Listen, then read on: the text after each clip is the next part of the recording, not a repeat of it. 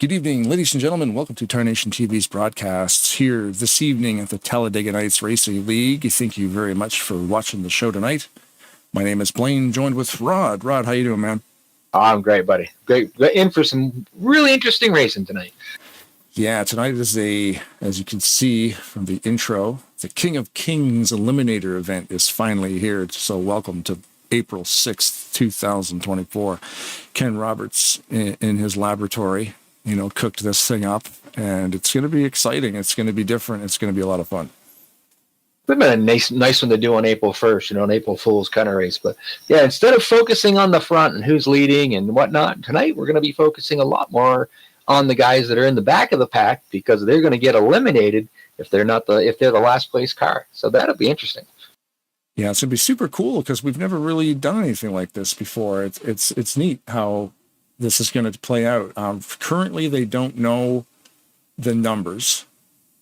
They're kind of just in drivers' meeting now, waiting for final driver numbers to inform us as to how the eliminations are going to take place, what laps they're going to take place on, how many laps there's going to be until the final sprint to the finish, because, of course, we can only eliminate so many cars, and we have to then race for the win. So it's going to be cool. We're going to be doing our best to keep track of everything. Yeah, Ken said to us earlier that they were going to eliminate one every 3 laps, kind of based on what they had for people tonight. They were figuring that, but there's still some people coming in. So, we're not exactly sure. And then he said probably around lap 57, if the numbers were where he was, that at that point, then the rest of the drivers would just race for it. There's no more elimination round. So then they go for the win. So I tell you, it's interesting. I mean, I sat down with Jeff when he started talking to us about doing the mega marathon thing, and I kind of mentioned something like doing the mega marathon but having eliminations. He goes, "Oh, we do something like that. It's called the King of the Hill." And I'm like, "Oh," I said, "Well, that sounds interesting." His was King of the Hill. This one's a little different, but yeah. Oh, okay. Remember, this is no longer done by Jeffrey Elliott. We're over into the Ken Roberts era now, so It's a little different name, little twist to it. And it's really going to be kind of cool to watch, though. Like I said, totally different. We're not going to be focused so much up to the front until we get to the end, and just the guys that are not normally running up front, we're going to get a little more TV time tonight. It's neat, too, because the other King of Kings events, they've all been run by Roberts, and they've all been a completely different format where they do the heats. And heat racing here is gnarly because it's such a huge track, and now that's out the window. The one thing we do know for sure is that this is a 66-lap race. So when the sprint to the finish starts, we don't know that yet. Of course, like we said, we're just waiting for the final driver tally to find out, and we'll let you all know, all that information as it becomes available. Ken Roberts and the boys are in the driver meeting right now, I do believe. So we'll get the final count on that. And there, imagine being in there. I can't remember the game, but there was a game once that I played that had that in there. And if you were the last vehicle running, you'd get this little beep, beep, beep, beep, beep, beep, beep, beep, beep, beep. And as you go closer to the line, and when you hit the line, you'd explode. Well, we don't see any exploding cars tonight, but we should get a little sound bite for that, and it'd be interesting. That would have been kind of cool, yeah, because it's going to be a challenge for us, because it looks like it might be the end of every third lap. So at the end of lap 3, last driver's gone. At the end of lap 6, last driver's gone. So it's kind of going to go that way. And to make it even more interesting, lotto qualifying. So in other words, it would be nice. You'd want to go out there and you'd want to qualify on the pole, because that gives you a little bit of a cushion. Imagine being, someone like, we always talk about Greg Lovell always running up front, or any of the levels, or Jeffrey Elliott, and, all of a sudden you draw the last pill. So you are shotgun on the field. You're going to want to boogie. You're going to want to get going. You're going to see some of them drivers that are normally, more of a front runner driver that may be starting in the back. Now you're going to see them really drive for it to just make sure that they are not in that last position. See, and when I come out here with these guys, I'm always one of those guys who runs kind of in the middle, you know, like I'll be 15th, 25th spot. And so, yeah, a lot of requalifying is exactly what it sounds like. The game takes all the drivers, throws them up in the air, and then however they land on the track is how they land on the track, and that's where they start. So and qualifying is done. So just to give you the perfect example of that, you know, heavy underground, we watch him run up front a lot of times at these tracks. 28th position. Nate Balzer, 29th. look who's in You know, U-Man is in 30th. Keith Bynum is in 31st. You know what I mean? Them guys are going to be pushing to get to the front. Look who's in 4th. Oh, did you get 4th? Maybe I'll race.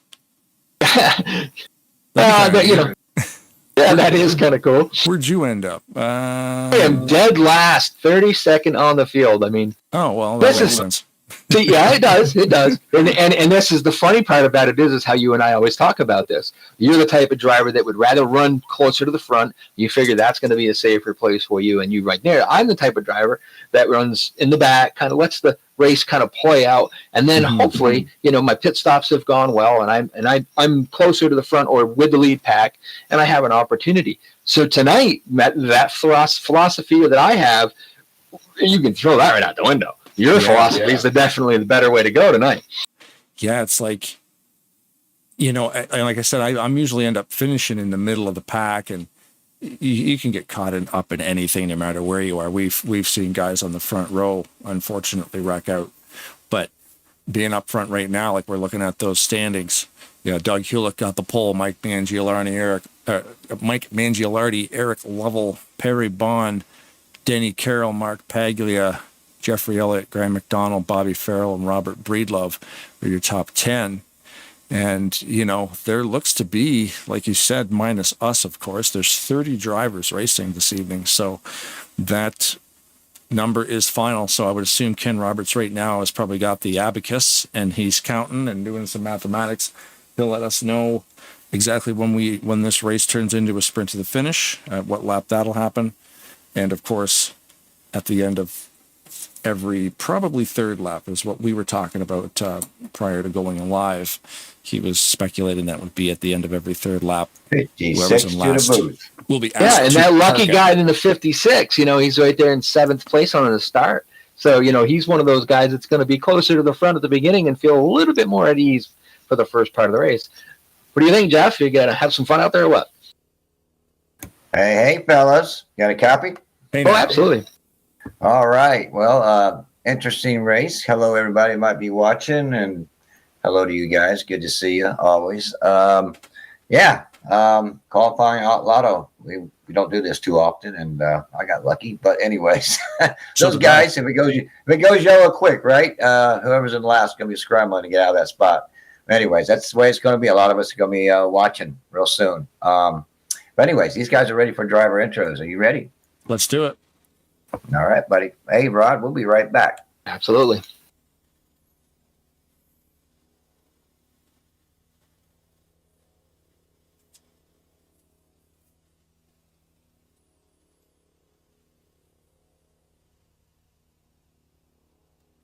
Another fantastic event here at Talladega Nights. Thanks everybody for showing up and doing some driving. Thanks everybody for watching live on YouTube. This is going to be a very fun event to call.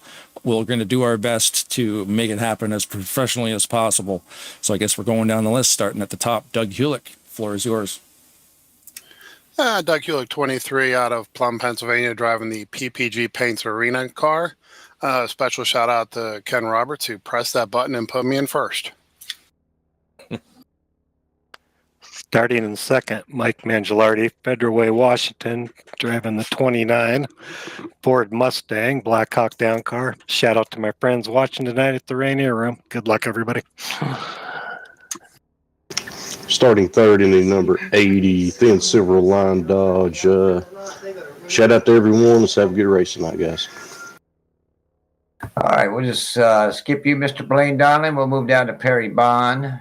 Technically fourth, but we'll just say fifth. Driving to number 60 out of Virginia. He says, "What the heck y'all doing to us? Let's have a good time." And he's in a good spot. Good luck, everybody. Starting fifth, Big Stone Gap, Virginia, in my Snap-on Dodge. Good luck, everybody. Starting 7th from Gainesville, Georgia, Mark Pagley driving the 28 Wood Brothers Ford Mustang. A shout out to Ken and for Jeffrey putting this on. Starting 8th, driving the Chevy. No, wait. I'm sorry. Rodney Sullins. It's driving the Mercedes, number 56 Doritos ride that I've not drove yet for you. So I'm doing this for you, Rodney. So shout out to you. Shout out to all you guys. Let's make this race exciting. A lot of us are going home early, but it's the way the race works. So good luck to every one of you, and good to see you, Chris.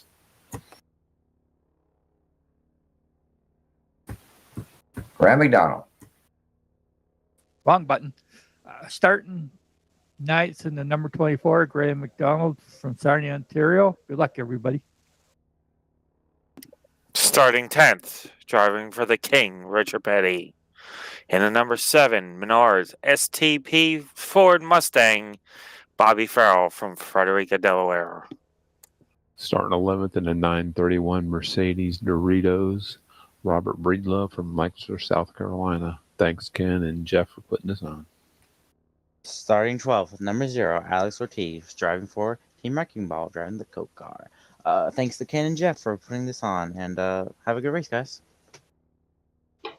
In 13th, the number 31, Brad Otto, driving the Ramen Noodles Chevy Camaro for Live Fire at Wolfpack Racing. Starting 14th is Larry T. out of Georgetown, Massachusetts, driving the 188 Trump race machine. Go Trump. Starting 15th, Stephen Brandstetter from Ranelette, Oklahoma, driving the 510 Oklahoma State University Ford Mustang painted by Blaine Donlin.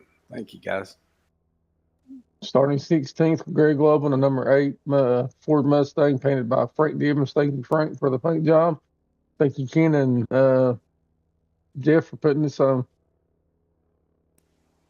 Starting 17th out of Sun City Center, Florida, driving the Team Napa Auto Parts fictional car, Frank Gibbons out of Sun City Center, Florida. Go Ford. Starting 18th is the number 9, Chris Elliott, driving the Red Team Dodge Mercedes out of Mooresville, North Carolina. And I just want to say it's good to be here and see all you guys tonight. It's been a while. And that's all. Have a good race. Thanks, Ken and Jeff, for all you do. Good luck, guys. Starting 19th out of Freeland, Michigan, Bob Pumpkin Sire, driving the Tarnation TV Cadillac. Go Team Wrecking Ball. Thank you, Jeff and Ken, for all you've done. Starting 20th, number 043, Brian Lovell from Big Stone Gap, Virginia. I'll give a shout out to my BSGR teammates and my Wolfpack teammate, Brad Otto. Thanks, Ken, all you guys for putting this on, and let's have fun, guys. Starting 21st in the 889 Chevy National Guard Camaro, RJ Cabana from Archville, PA. Want to say hi to my sister-in-law, Holly, watching out in California, and my wife, Crystal, and my kids, Jack, Luke, and West. Thanks, Jeff, for putting this on, and Ken. Appreciate it, guys. Starting 22nd, the 388, and the Eagles car painted by Frank Divins. Thanks, Frank. Thanks, Ken and Jeff, putting this on. Give a shout out to my beautiful wife, Bonnie, my kids and grandkids watching. Good luck to all you drivers. Starting 23rd in the 82 Aqua Adventure Superwash Ford Mustang, Craig Hagley out of Canaan Valley, West Virginia. Thank you, Jeff, for all you done. Thank you, Ken, for putting on the race tonight. Let's have a good race, guys. Starting 24th in the 55 Mountain Dew Chevy, painted by Rodney Sullins out of West Bend, Wisconsin. Good luck to all you guys. I hope you guys enjoy the format tonight and the racing. Good luck. Starting 25th, Garland Oaks from Martinsville, Virginia, driving the 67 Dr. Pepper Toyota Camry, representing Team Wrecking Ball. Pull them belts tight, fellas. It's going to get rough. Starting 26th, Greg Palmer out of Lewis, Delaware, driving a 22 Hooters Magnum XL Trojan Chevy Silverado. Thanks, Ken, for putting this on, and thanks to Jeff and the other admins for all you do here at Talladega Nights. Let's light them up. Starting 27th, the 98 is Zach Roberts and the Toyota Camry Fanta. I want to give a big shout out to Jeff, my uncle, everybody for putting this on, and give a shout out to my dad. Thanks, Uncle Kenny, for putting this on. Starting the 28th position, Javier Negron for Bridgeport, Connecticut, driving the 4 new Sundrop Toyota Camry. I'd like to thank Jeff and Ken for what they do. Let's go, Team Wrecking Ball. Nate Balser starting 29th, number 079 ASPCA Chevrolet. Thanks, Tarnation TV, Ken and Elliot, for putting this on. Appreciate it. Happy birthday to my wonderful wife, and good luck all. Starting in 30th, oh nah, Ulysses D. Papi Sandoval, driver of the number 96 San Luiseño Express Toyota Camry. A big shout out to Ken Roberts for putting me in this position. Thank you. And bringing up the rear of the field is the number 63, Keith Bonham, driving America's greatest car, the Pontiac Trans Am, painted by Frank Divins. Good luck, everybody. Well, there you go, guys. Before we turn it back over to the broadcaster himself, we have Zach Roberts, just turned 22. Is that correct, buddy? You Sandoval. Oh, Zach is 20. Not you, Zach. The you man. You turned 22 yesterday? Am I 22? Yeah, did you turn 22 yesterday? Yes. I don't know. Did I? I'm asking. All right. So, guys, I want to wish him a happy birthday. He's been a good patriot here, a good driver. So, on 3, let's just wish him a quick happy birthday online for his mama. Are you ready? 1, 2, 3. Happy birthday to you. Happy birthday to you. Your Happy birthday to you. Happy birthday to you. Woo! Let's go, Team Wrecking Ball! Yeah, we are horrible. But hey, there you go, Blaine. Holy crap. Happy birthday, Ulysses. Y'all. That was beautiful. Hey, wait till the video comes on that one. All right, guys, I'm going to get him back down there so he can get busy. Good luck to the bottom 5 down there. I hope you guys get out of that situation. It's time to go racing. Thanks, guys. Happy birthday, Ulysses. Let's do this thing. We've been waiting months for this thing. Gonna Let's buy do it. 5 copies for my mother. Holy smokes. You're back. Yeah, that's cool. Did you hear the happy birthday? I did not. Oh my goodness. didn't. You're in for a treat, sir. Maybe not, but whatever. Happy birthday, Ulysses, apparently. So there it is. Okay. I was kind of busy. I was trying to set up some other stuff here while you're in your absence so I had a little more information to go by, Oh, those guys. Yeah, they can't carry a tune, that's for sure. So they tried. And it was funny. It was good. But no, not one of those barbershop quartets going on, nothing like that? Yeah, not really. Quartet would be 4. I think there was about 20 of them, but either way, that happy birthday, Ulysses, the King of Kings, Eliminator. And, Awesome. he's starting at the back, but... Yeah, and like I said, starting way in the back, that could be detrimental right off real quick. Just imagine, think about it, though. If, we've been and watched these races enough on Sundays with the trucks. One bad pit stop. Again, Yeah. could do it for you. One bad pit stop, and that's the thing with a 63-lap race that we're doing right now. We're looking at, what happens to pit strategy when you're in an elimination event? I think you got to take. I really seriously think that no matter what, unless you think you really have to, no tires. Just for the pure fact of you don't want to have a lug nut hang up or something like that would cost you that amount of time, and you want to be a little more cautious, I guess is the way I'd put it. You know what I mean? You don't want to speed. You don't want to, you want to be just kind of right on your P's and Q's on that. And that's the thing. Like, do you risk pitting early, hoping people might get caught up in a tussle so you could make it to the line before them? Because let's remember, too, that the start-finish line here is after you pit. So it's the perfect track to do it on, because if you're into that scenario of maybe being eliminated, at least it's not going to happen halfway down pit road because the line is actually after the exit. I mean, but then if you stay out and run out of fuel, if you're in last, but now you're not in last, but now if you can't make it around because you run out of gas, now 2 guys are getting eliminated on the same lap, like, I'm kind of thinking about these different scenarios now, even when it comes down to pit strategy, could be completely weird. Yeah, and you think about it, if you remember, I think it was probably the first or second All-Star race that they had where they said you had to do, so many laps and da-da-da-da, and I said, but you had to have a pit stop in the last run. You had to pit. And I think it was Frankie Kerr, or Frank Stoddard was his name. He was his crew chief. They decided they were going to pit on the very last lap, and their pit stall was on the other side of the start-finish line.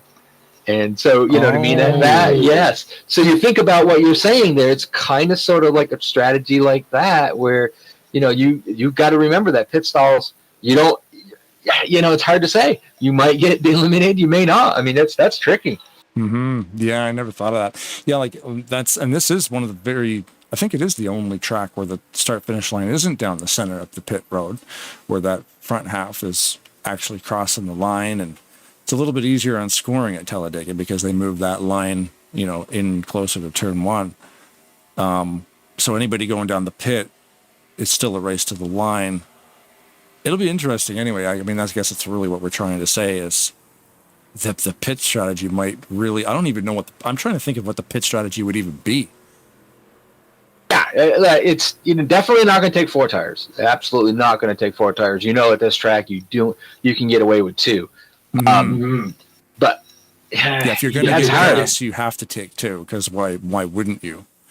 That's going to be interesting. Interesting pit stall. When you pit, like you said, when you pit. I mean, think about it. You could be leading the race, come in with 2 or 3 or 4 of your buddies. Nobody else pits. You know what I mean? And the caution falls. Right. And now you're the last car on that lead pack that pitted. You're gone. See, okay, so there's another thing that just popped into my head too, because depending when yellows come out, really affect the pit strategy as well. So if you pitted and then maybe you run 6 laps and a yellow comes out, okay, you want to go down and you want to top up, but if you make a mistake on pit road, okay, yes, we're under yellow and you can't gain position under yellow, but you can on pit road. So if you miss your pit stall, even under yellow, you can miss your pit stall. Things can happen under yellow on pit road to cost you to come out of that in last. Speeding, you could get a black flag. They might have to wait. But also think about that for me. So now you have to pit. Now you have to be eliminated because of, I don't know how they're going to deal with that. Also think of this. So let's say the yellow comes out at lap 5, okay, or lap 4, for example. You don't want to pit on the first time around because if you do and nobody else does, you're going to come around, you're going to hit lap 6, and then you're going to be eliminated. Even one more thing you got to think about during this is the cautions can be tricky. I mean, I think I'd stay out and once you pass that part where they eliminate somebody, then go down and pit. So then you know that you're going to get the green, and at least you've got a bit more of a fighting chance. Yeah, at least you're locked into the next few laps and on being on the track. Because that's a good point too. Depending on if you decide to pit or not, if they leave you hanging, you come out in the back, and then nobody pits, and then there's another yellow, and then you're thinking, okay, this is good, but again, you can't. I wonder. Oh, there's another one. Are we racing back to every yellow? I don't think so. I think that standard rules apply. I believe that was something we never asked. Yeah, they did. They did say that. They did say the standard rules apply across the board, so no racing back until 10 to go. Right. I mean, that's going to be another one of those tricky episodes of it is the honor system. You are supposed to just stay in position, but you think about it. You've got 2 drivers that were side by side. Are you going to want to be the one? Are you going to be the one to get eliminated? Yeah. Did you retire your car? Yes, sir. Cool. Yeah, this is going to be really neat. Now that I'm thinking about all these possible scenarios of there's an endless amount of scenarios that could get you eliminated or benefit you. So, yeah. It's gonna be tricky. We should go to the grand marshals of the evening, the Balser family, and get the gentlemen start your engines. Sorry, drivers start your engines.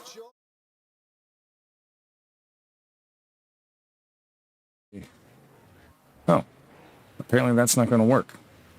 Oh, that was one thing apparently that I did not double check this week was the fact that for some reason that video is disabled. But thanks to the Balser family for providing the drivers start your engines.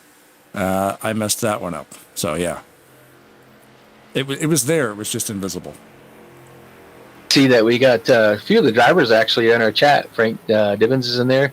Craig Hagley, Pumpian. That's Bob Sire. Yeah. Robert Bleedlove. I don't know who AV Dude is. ATV Dude. I believe that's Ken. No, sorry. That's Keith. Is that Keith? Not sure. I think that's Keith Bynum. I'm pretty sure ATV Dude is Keith Bynum. And Larry D. He's in there. Oh, is it Keith Bynum or Craig Hagley? Now, it's a guy's name who starts with a K. That's who ATV Dude is. Okay. Now I'm drawing a blank on who ATV is. Yeah, I'm kind of focused right now at the back, and if you are Keith Bynum, you're gonna wanna go. Let's check here. I can see he's shotgun. Keith. Oh, he's driving a weird car. If it was Keith, a red, white, and blue one. Flag one. Yeah. Now, see, on his truck, he actually has ATV Dude. I think the ATV Dude written across the canopy there. Okay. Oh, are we crashing? We are crashing. Why wouldn't we crash? Why not? He's got Brad's favorite guy on his car. Yeah, so does Larry. Okay. So, sorry, we got to pick on Brad a little bit every once in a while. Yeah, he asked me to, so it's totally fine. Let me know when I drop out of there.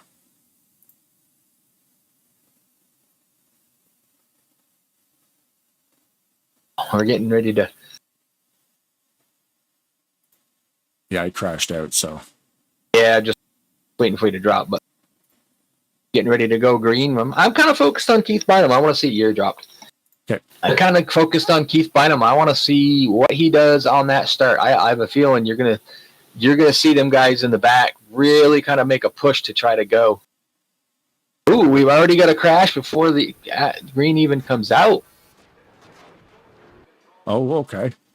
I think they restarted there. I didn't quite catch what happened. It happened so quick.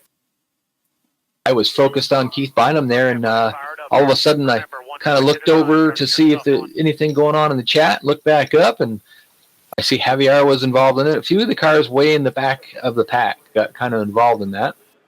All right, so my game crashed, but that is irrelevant because I'll just retire again on the grid. Okay, buddy. And remember, one switch at a time. Turning your.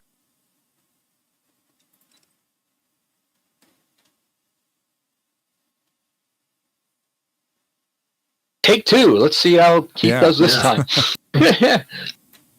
Oh God. This is just going to be an interesting race. It's going to be very, for us, I believe, kind of weird that we're not following the leaders, and just imagine how exciting it's going to be. You get one of those 3 wide adventures going, and they hit the line, and it's going to be who who dropped this time, 56 to the booth. Go ahead, 56. Yeah, we had 2 drivers fall out, so we were trying to figure out how to do this. So we saw you fall out, so we had restarted the grid. So we didn't have that problem. Yep, perfect. Makes sense. Thank you. All right, thank you, bud. What's a broadcast without a few hiccups, right? Yeah, why not? We haven't really had many, so we're good. Oh, it's been pretty good. All right, back on the track, and away we go. So, re-rack the field in the same positions they were before.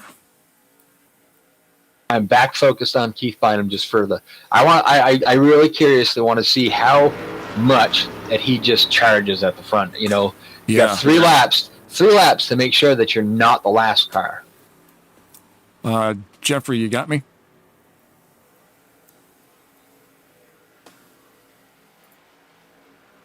Of course, my tickers are no longer working. I'm going to do this right now, so we're early in the race. I will disconnect.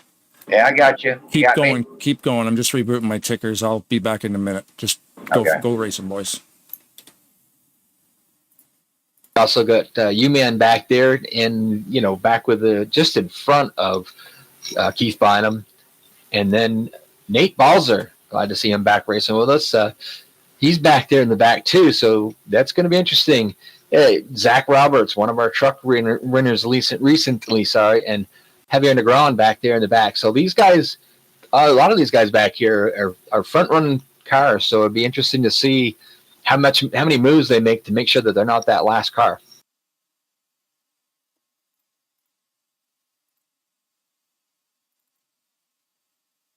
I wonder why some weeks this thing is like absolutely flawless, and then other times it wants to bite me. All right, we're getting ready to go green here. There's coming out to the trial right now. Green flag's out, and I hear the motors revving. Little checkup on the inside there. Frank Dibbins didn't quite get the start that he wanted to, and that backed up the field quite a bit back here. But as I suspected, Keith Bynum, he's making a charge. He's already passed Nate Balzer because the inside line really didn't go, but once they get up to speed, it takes them probably about 3/4 of a lap, almost a lap, to get these things wound right up to full speed. So it's hard to make moves at the beginning unless something like that happens. So they the guys in the back, they're going to be pushing, they're going to be going, they're going to try to not be that last car. And we might actually miss the first if I can get this thing working. I accidentally, if anybody from Open Speedway is watching, I just accidentally logged into their race. So boy, who's this Blaine Donlin kid? I'm like, ignore me, boys. Sorry, Open Speedway. How you doing? We're over here broadcasting Talladega Nights. Oh my. And Nate Balzer's in the elimination spot right now, and he's losing the pack. So that's going to be not really good.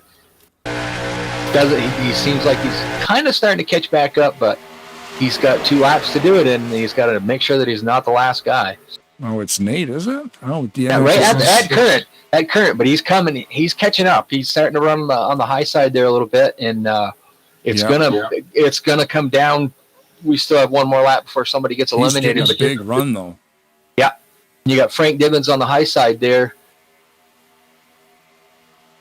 Yeah, and their balls have just kind of lost the momentum that he had for a little bit. But well, according to Ken, this elimination will happen at the end of every 3rd lap. So this is the beginning of lap 3 right now. So Nate has another 2.4 miles to find a way to get past someone and not be last.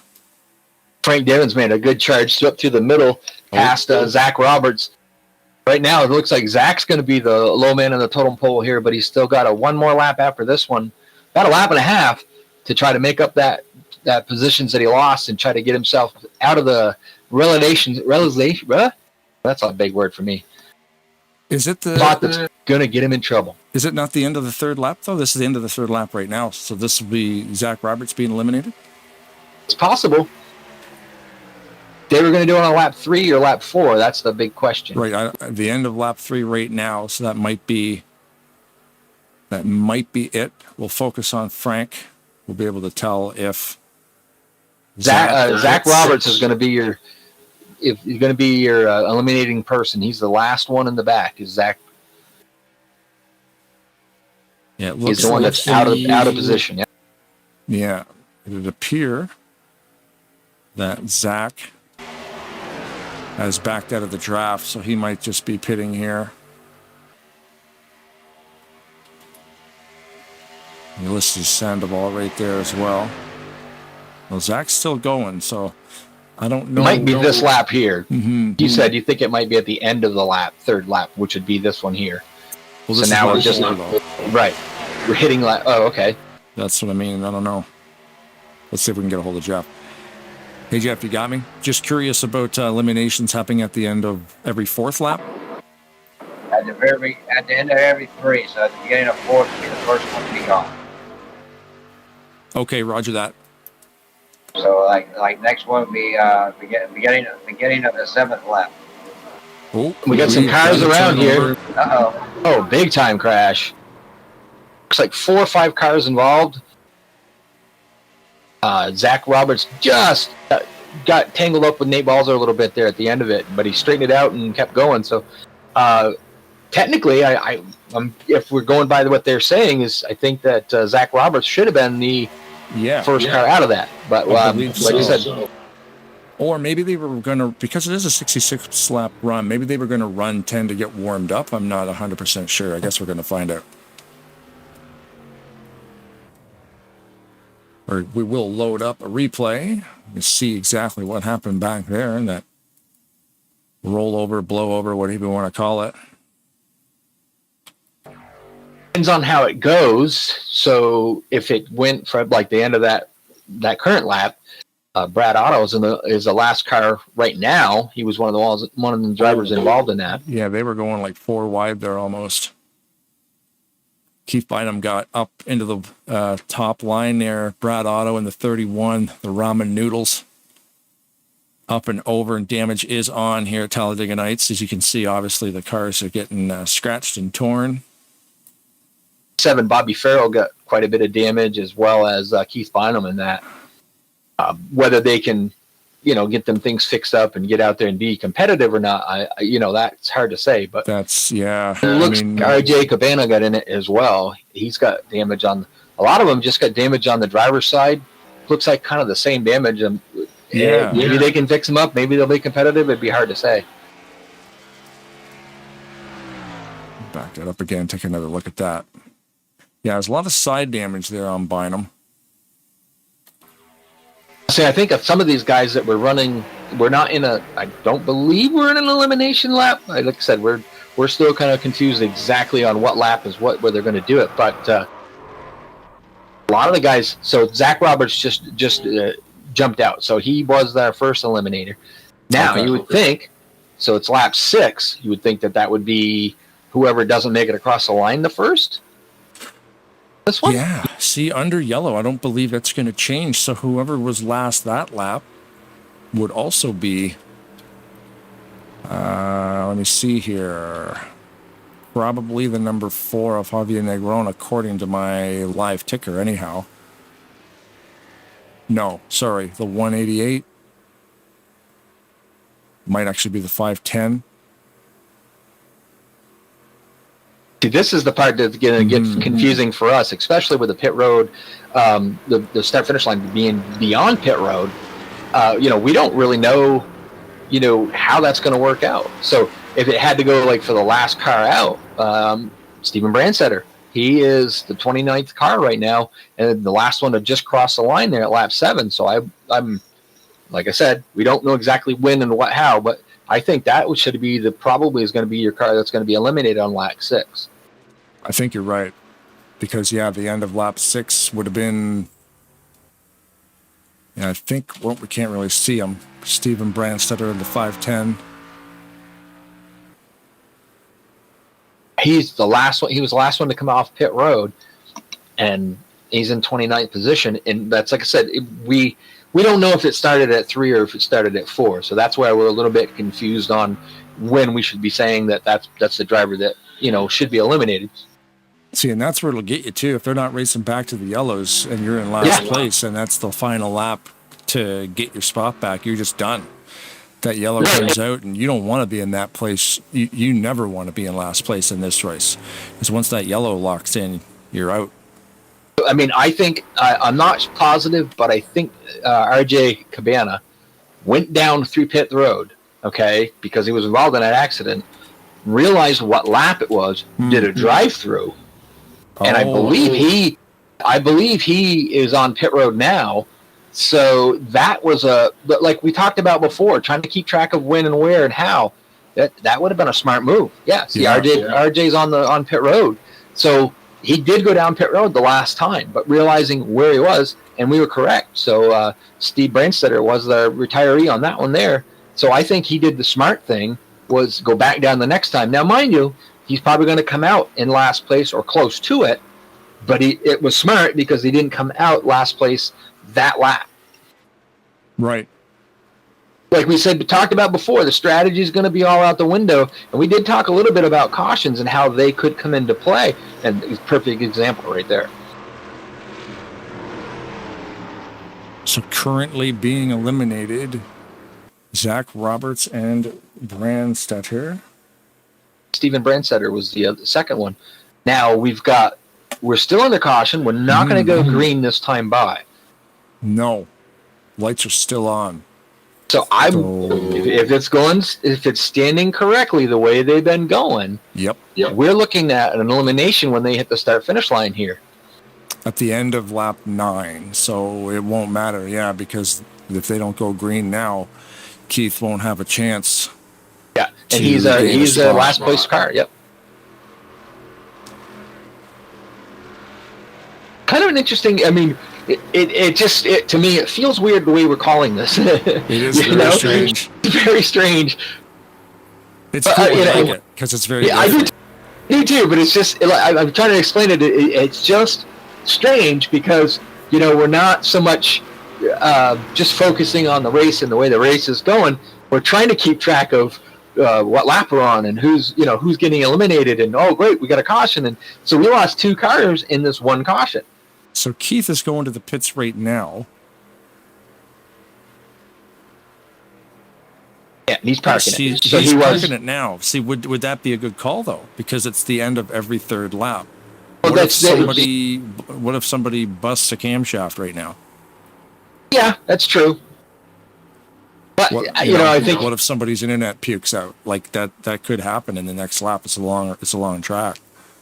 End of that lap. Yeah, so he had an opportunity. No, it wouldn't have mattered. It would. You're correct. It would have. If someone had broke, he might have. But as it stood right now, I think Keith was just looking at it as it doesn't matter when I can't jump the start. So when the green comes out, I'm eliminated. I might as well just pull over and be done with it. Yeah. Yeah.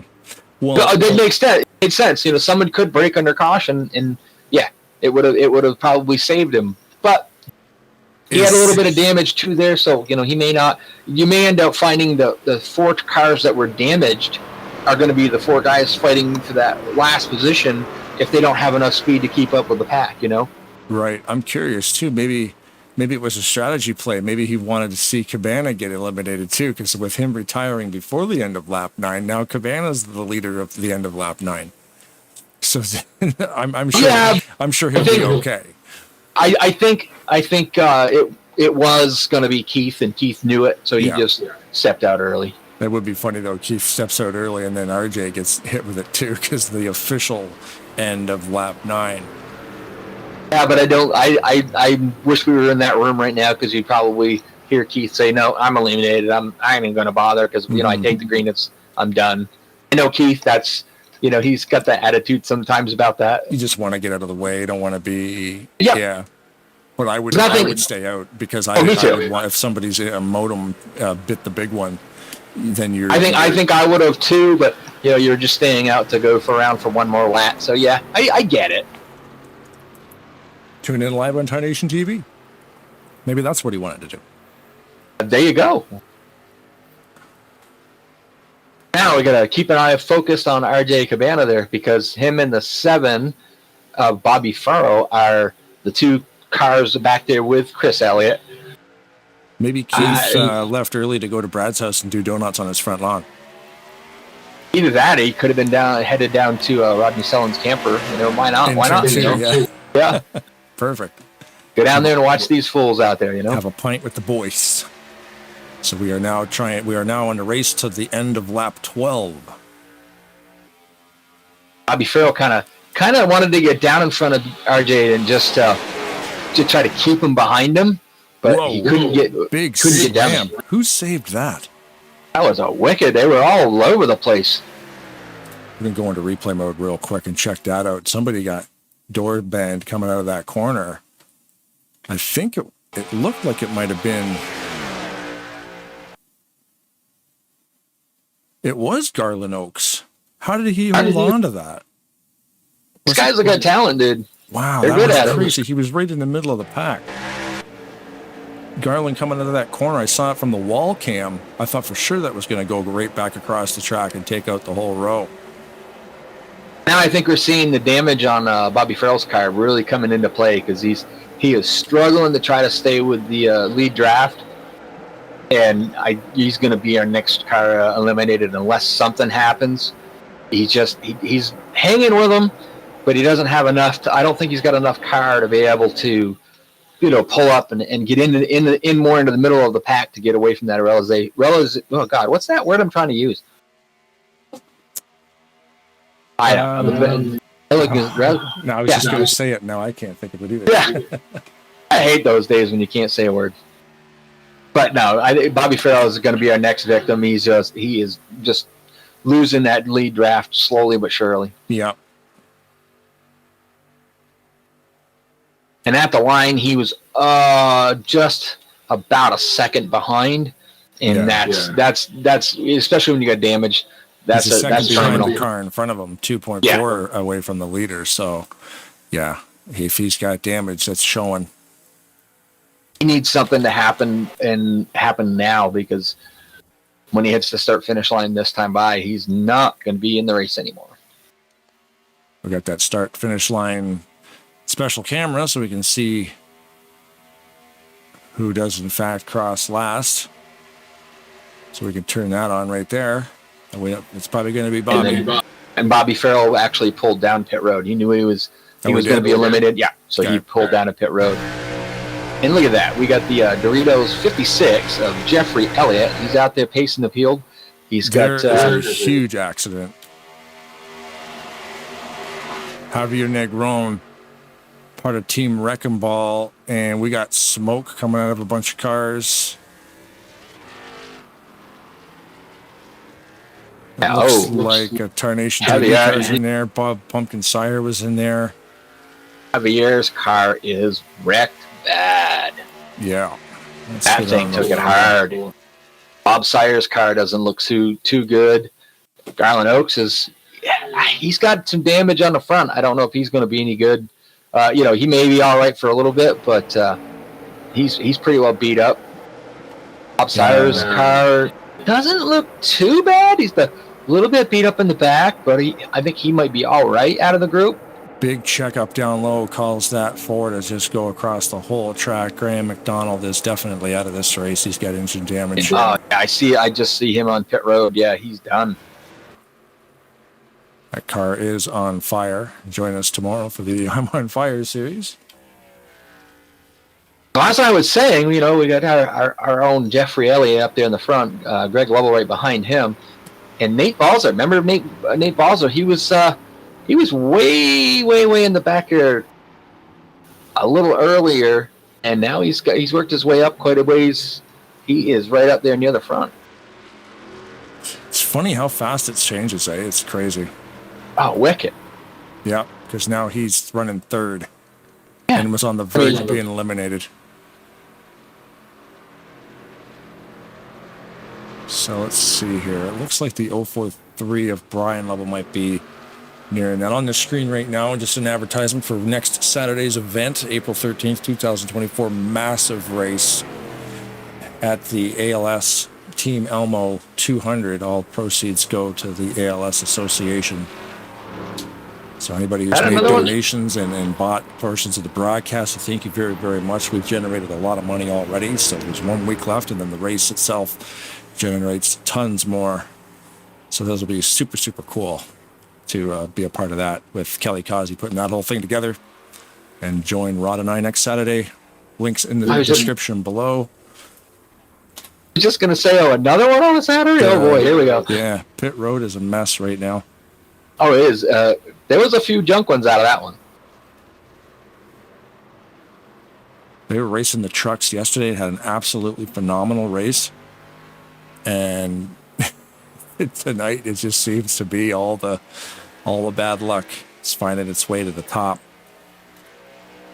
And it's funny though, is we're not having the accidents in the back. So, we're not having the guys that are fighting for that last place position getting accidents. It's kind of happened midfield. Yeah, which kind of stirs up the back of that pack again. Like you said, Nate Balzer now up the front of this thing, where he was fighting to stay in this thing, but an accident sort of saved him. And that was like back to that luck of the draw deal. He was in the back of the pack. Nate Balzer's not going to be in the back of the pack if he had the opportunity to qualify towards the front. He's one of the guys who've got this thing kind of figured out a little bit. With the lotto qualifying, we call it lotto qual, but random qualifying, he got stuck in the back and he's worked his way into a good safe position for himself. You want to try to talk to Jeff Elliott? He's leading this thing right now. Yeah, well, I can grab him if you'd like. I could talk to him on Whisper. Hey, Jeff, are you good to go on Whisper on live TV here? I am here. Can you guys copy? Yes, we do, man. The front row looks pretty cool, man, in that Mercedes-Benz of yours. Yeah, it's his special paint job. Rodney painted for me here, and never had a chance really to run it with my team. And want to show him the appreciation of his fine artistry and painting. So thanks, Rodney, again if you watch this. But it's running good tonight. It's very fast. Some pretty neat strategies we've been talking about up here is what's the tire strategy? It's all about track position, obviously, tonight. So, I mean, you're up front right now. Don't make a mistake on pit road. Could be a big deal in the end. Well, you really don't know when to go in these 3 laps. You don't want to come out last again, but hopefully I did the right strategy. But the guys that got wrecked out from damage, we're going to count that as one of the eliminations. Oh, so okay. Our next one will go on the completion of lap 21 or after 21. Oh, so it's not every 3rd lap then? Well, that we lost 3 or 4 cars due to damage. We're going to count them as elimination. Gotcha, That makes gotcha. sense? And we want to have some cars left at the end of this. So at the end of lap 21 will be the next elimination. I think that's what Ken said, 21 or 22. Okay, we'll be watching. Thanks, bud. All right, 10-4, man. I'd like to give a shout-out, please. Yeah, buddy. I want to give a shout-out to Blaine Donlin for covering our races over the last 2.5 years. So tell him thank you very much with all his co-hosts. And right now, Rod is doing an amazing job. Just want to let you give a shout-out to both of you guys. Thanks, man. Yeah, that's awesome. Yeah, it's been a ton of fun. This race is going to be very cool. So, you were in first and now you're not. But, yeah, you just like being back there fighting for I didn't get gas. You notice I didn't pit the first 2 times. Right. Oh, right. Okay. Let's check that out there. I was running low on fuel, so I got to get gas sometime, right? So yeah. As long as I got guys behind me, that's all that matters. Yeah. Oh, you just made your first pit stop. Yeah, I just noticed that. Everybody else has 2 or 3.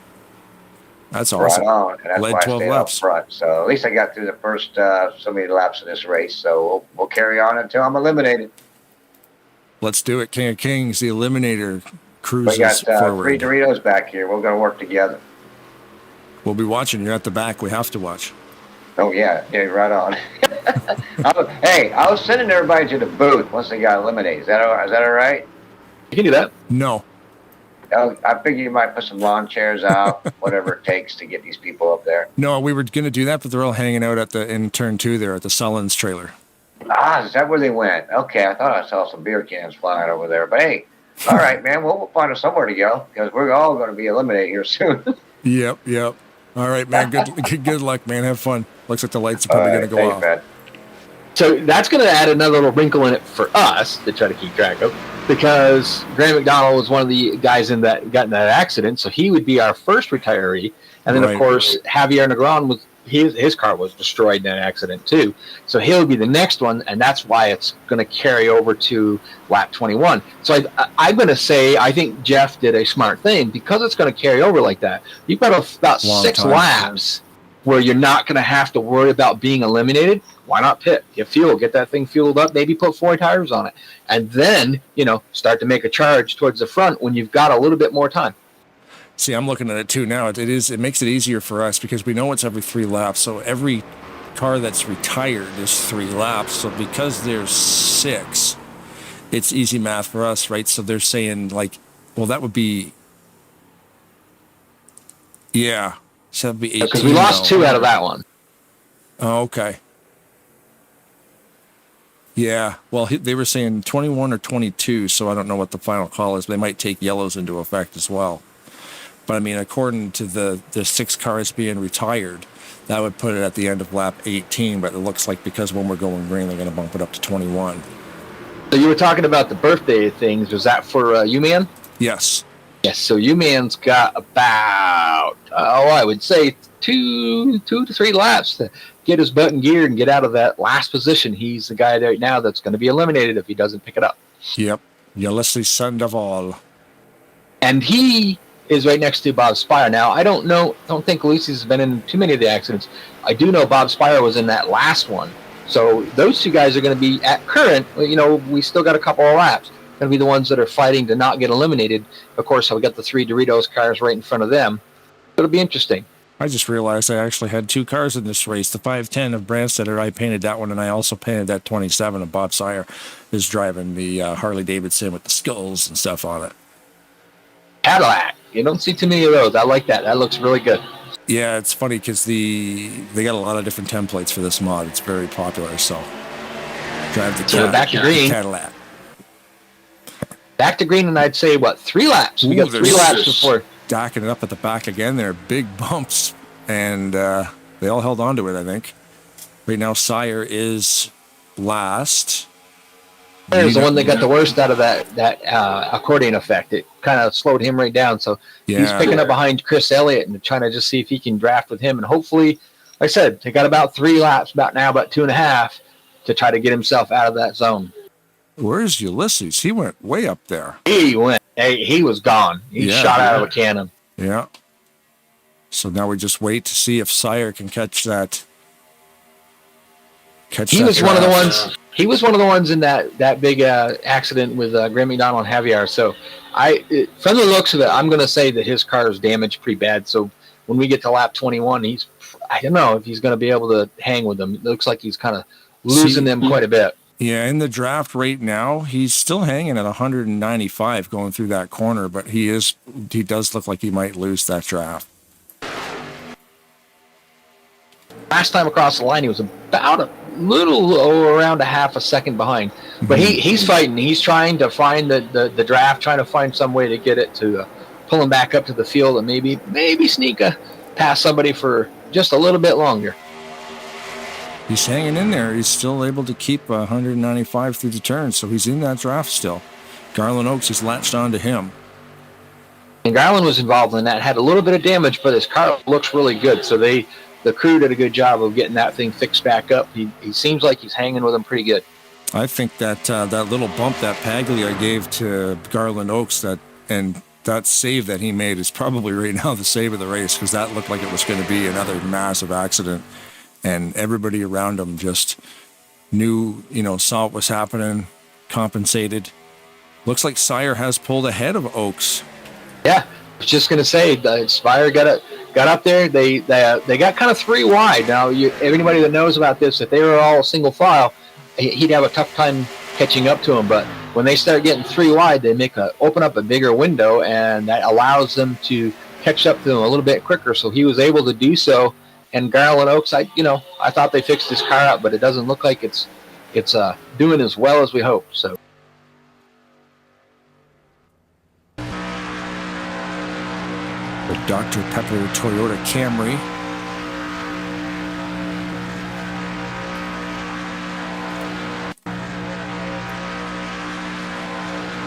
I was trying to find out where Jeffrey. There he is, Jeffrey. He has made his way up to about 12th last time across the line. So he is 12th and climbing, just passing or just trying to pass Nate Balser, and I think that's Doug Hullock on the outside that are trying to make a run out there. But the inside line is actually traveled out. Now we got to head back and find out who is going to be our eliminated car this time around. Garland Oaks, he can't latch on to Pumpkin, and that'll be the end of lap 21. So the Dr. Pepper car has got to park. Yep, and now Bob Sire right back in that spot again, trying to not be last.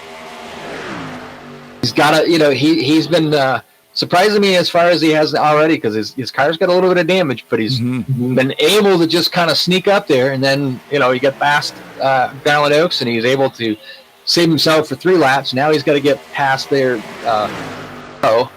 Bob Spire is not... sorry, here we go. Brad Otto. He's a new one for me, so I got to get used to him. Yep. he's the guy that's got the number that I want to run, but he already has it, so I wasn't able to grab it over here. We see Garland Oaks leaving the track surface. He will retire his car.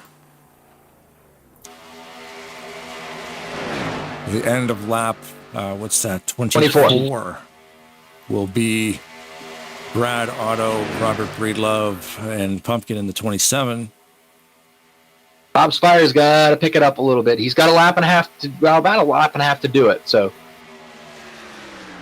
it's funny, man. They'll sit back there, and then you'll just catch that right. I don't know how to call it, like pocket or cone of draft. Because the draft is a big deal on a track like this. If you could just, get through a turn properly and get a good exit in the right line. And I just said that, and he's right on the back bumper of Brad Otto now. But the thing of it that really will do it is like, yeah, he's struggling to try to get up there. But if the inside line has one of those hiccups. Yeah.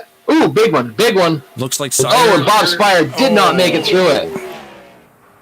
It almost made it through that wreck, and it didn't quite make it. So it'll be interesting to see, because this was the elimination lap, whether somebody is crashed out or does the last person to get to the line is going to be the one that's going to be eliminated. Yeah, I don't know, because, you do have to get the cars turned around and get to the line. So now there's Sire, there's Perry Bond. Right now, the last car is Alex Ortiz. Ortiz, yeah. It changes that quick. We talked about how strategies, and Bob Sire was just driving his heart out to try to get back up there, get bypass Bob Otto there, and it didn't work out. He got in it worked out for him, I should say, but he got caught up in that wreck. But and then Alex got caught up into it, and he's going to be the last one to make it to the line. He's going to be eliminated. It looks like Alex got a little brush in that corner on the rear end from, who's that? RJ Cabana in the corner, just super tight right there. Washed up the apron. They almost he had it saved, but they just had nowhere to go because they were coming in there 4 wide. But you know what? It worked out for Bob. That'll save Perry Bond for a minute. His car is pretty wrecked. Oh, Cabana has retired. So that may save Alex. Okay, we were just saying how quickly it all changed, and maybe it just all changed back again. So if RJ Cabana and Brian Lovell both retired now. So they're going to take, we were at lap 34, so that's going to give us 6 more positions. So now we're on lap 30. The next car is going to be eliminated. So that saved it. Here we are going on talking about how Alex Ortiz is going to be eliminated, and then 2 of the cars get wrecked out, and now he's saved for another 5 laps at least. Well, and it was a race between Bob and Brad, and then the crash happened involving Alex, and we're like, oh no, Alex isn't going to make it, but the crash took out Cabana, so then Alex is going to make it in. It's crazy. Also at the back, so now he has to fight for it. He was up there probably running mid-pack, and then that accident happened. So there's Alex Ortiz now. He's getting right-side tires. Probably going to get full service here.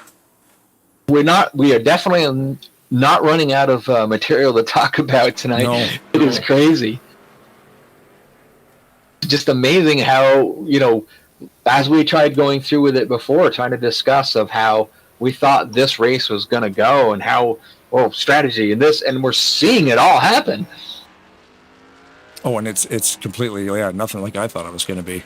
No, this is the first time I've seen a race like this, or actually, because I've never been in one of them, and boy, I can't imagine being in the back of that pack. Like we talked about before, you're the guy that wants to be up front all the time.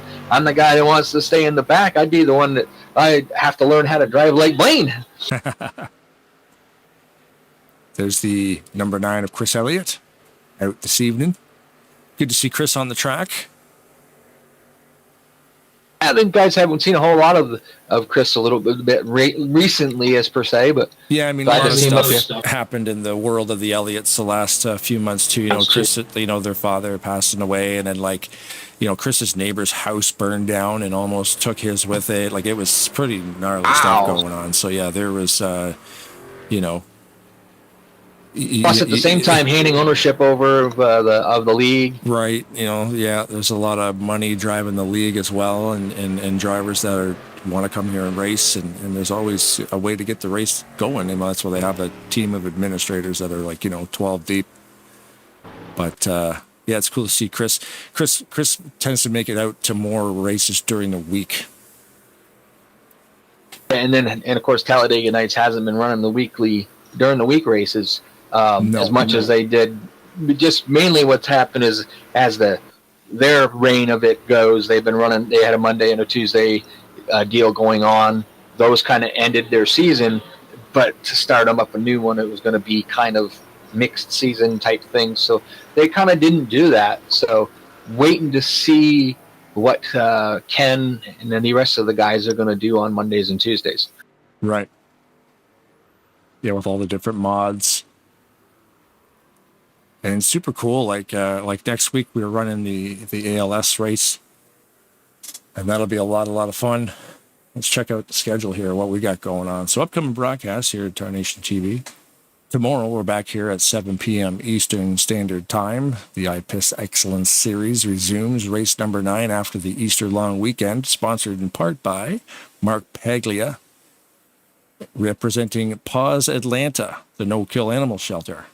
125 miles around this thing tomorrow night in the trucks. So we'll change vehicles and go racing again. And of course, the Elmo 200 right here, again on Tarnation TV next week, being hosted by Talladega Super Speedway, not Talladega Nights Super Speedway. We're running the original Talladega Super Speedway. And thank you to RollingThunderGaming.com for providing their facilities for that event. That's going to be a monster of an event next week. And we hope you can all tune into that one, because all proceeds generated, and it's actually been a few grand already. And the race hasn't even gone off yet. Wow. So it's going to be nuts, because during the actual race, they have like the car lotto. So people will buy cars. And then if your guy wins, they send you a big gift basket, and, all the rest of the actual funds get sent directly to ALS as well. So last year, just on the car lotto, it generated like $900. I can't even remember the numbers. It was too much for my brain to handle how that many people supported Joey Saint-Amant and watch that event. It was super fun to be a part of that. So yeah, a lot of work on the side of Kelly Buckshot Causey, and putting this whole thing together again for the second year in a row. Reached out to the ALS Association, and they actually were like, yeah, no, that sounds like a lot of fun. And we're like, wait, pardon? Like, you expect people to say, you're doing what now? What'd you say? You're playing your video games, are you? But they were like, oh no, that sounds kind of neat, because it's not just like watching somebody stream like Call of Duty. Like, this is an actual race, and there's cars driven by real people. So it operates the same as a real race, and we try to mimic the broadcast as such. But operated by people all over the United States and Canada. And they were all over it. ALS sent like logos and website. They built us a website, link in the description below for that. And get on there. You can donate on the donation page. If you go straight to the bottom, you can pick your own number. So if you want to send $1 or $200 or whatever you want to do, there's space on the broadcast to purchase. If you'd have a logo of a business that you run, or a family member knits hats for injured porcupines, people have their little Instagram businesses. You want to get that up on there too. It's, all the prices are a little bit different depending on screen time, but it's cool. A lot of those screens have actually been sold, like Crank It Up and the standing screens, the launch screens, the end credit screens. People dropping some money for that stuff. So it's been a lot of fun setting it up with all the different logos. So we thank everybody involved with that, and hope that you watch next Saturday. Link below. I believe the event starts at 6 o'clock, 7 o'clock. I can't remember. we're getting kind of ready to go back to the green. I'm looking back there. We got Chris Elliott in the 21st. Yeah, I should probably know when the race actually starts, right? You should. But it's hard though. I had the same problem because I jump in. I run so many different leagues and they have so many different start times that I come in here sometimes. And I came in tonight. What time do we start tonight? In the evening. Let's just say that. Yeah, Chris Elliott's in the back there. He's got Terry Bond in front of him. Craig Hagley's up there, and then Bob Sire. Now it'll just be interesting to see if Bob's got enough power, enough to speed in that car to hang in there and not get eliminated. I don't think Elliott's hit anything, so I think Chris Elliott's going to be in good shape. Whether he can get by the cars or not, that's another thing, and he's got about 2 laps to do that. Mm-hmm. So I'm guessing, are we going lap 31 for Eliminate? I don't know, because 20. I think we're at lap 30. Yeah, there's 9 cars out, which would have been 27. Yeah, so we're on lap 30, which will be about a lap and a half away. Perry Bond, I think his car is damaged like the other ones that we've had, recently that just can't hold with it. He cannot hold and can't stay with the pack. So I think our next eliminated one is going to be Perry Bond. Yeah, it looks like it. He's dropping way back, 175 mile an hour max.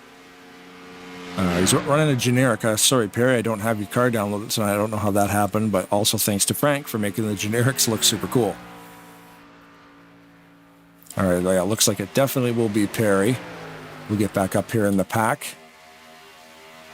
Focus on Frank because he's in the middle of that pack. We can see the whole pack. If we focus on the middle car, simple mathematics.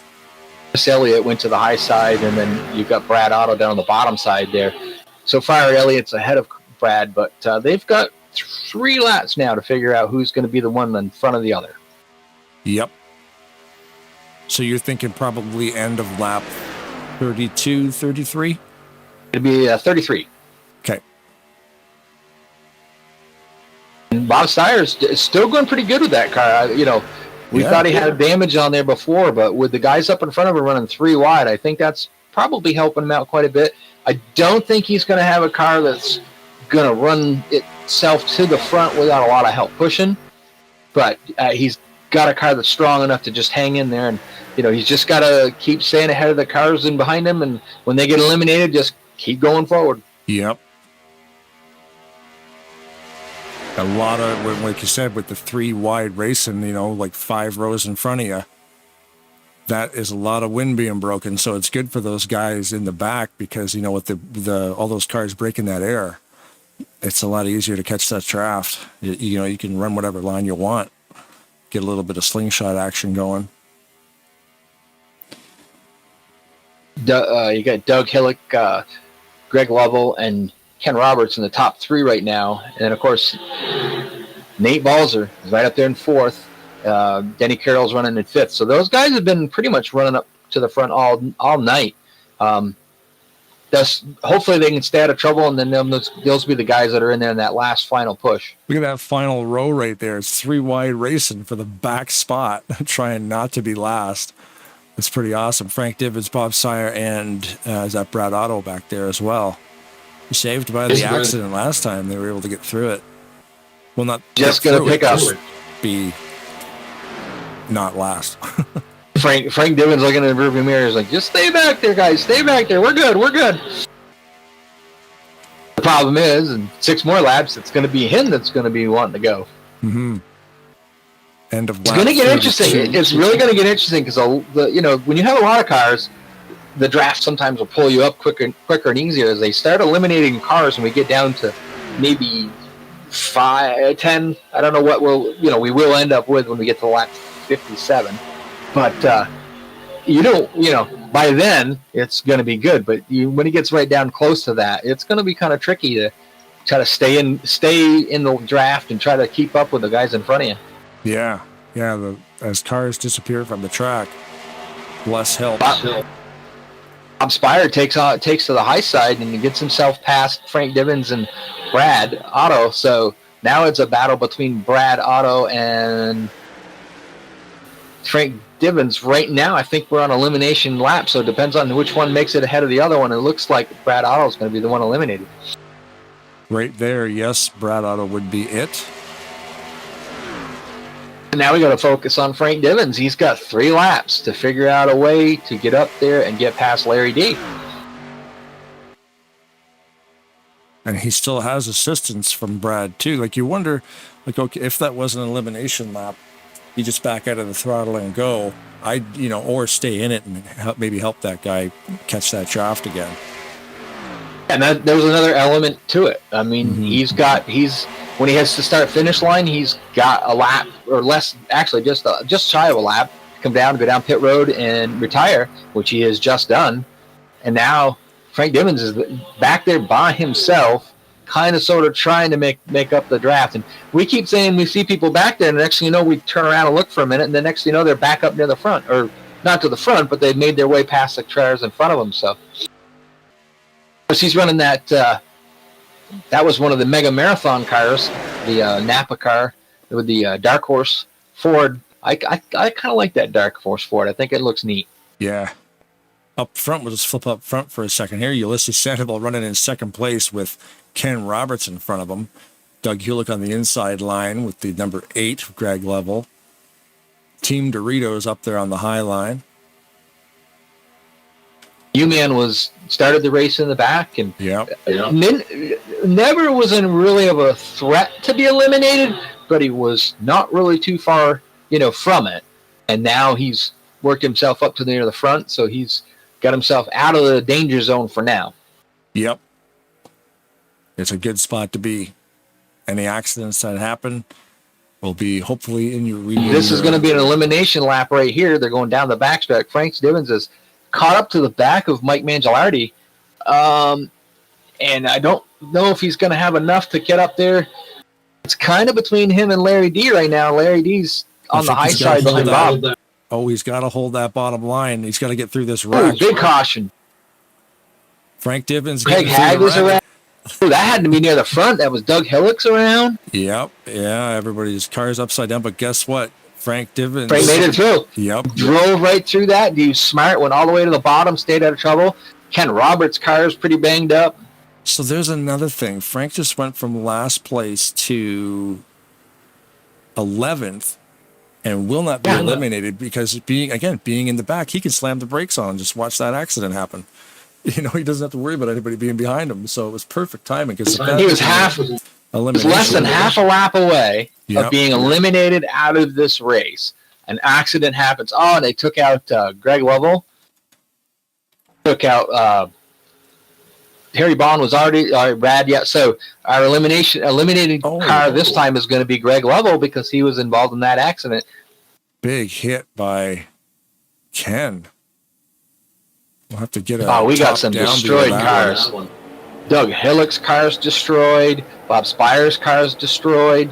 Oh, it was Ulysses bumped the apron. The car got loose and shimmied sideways, and then everybody. Wow. Greg took a lot of damage. Holy moly. Bob Spire's car is he's gonna go in, they're gonna try to fix it. They've got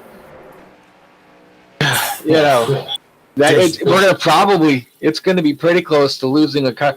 This is the part that's gonna get you. This hurts. Look at Greg. There's not a panel on that car that's left. Right side, rolling, roof, wall, gets hit hard about 3 times. That thing's sliding on its roof down the front straightaway. And there is nothing left of that thing. Now we're going to eliminate a car in 2 laps. And we're not going to take the green. So, I don't know, you know what I mean? Do you pit? You got to get in and out of the pits quick. Yeah. I'm looking at it going, wow, who's going to beat who? It looks like Chris Elliott was involved in that as well. His car's on pit road pretty beat up. Mm-hmm. Greg did retire because there was nothing left of that vehicle after that. He got hit so hard about 3 times. Hillick's car is literally beat up. Yeah, Hulick is there, still sitting on pit road. There's Bob Sire and Chris Elliott. I was going through the field, and you get up to Alex Ortiz. He was about a half a lap from being eliminated. Accident happens. He's safe, and now he's up in 12th. Oh, they So did. They got Doug Hulick's car fixed. 23, right? Yeah. Oh, they got it fixed, but they had to cut it up.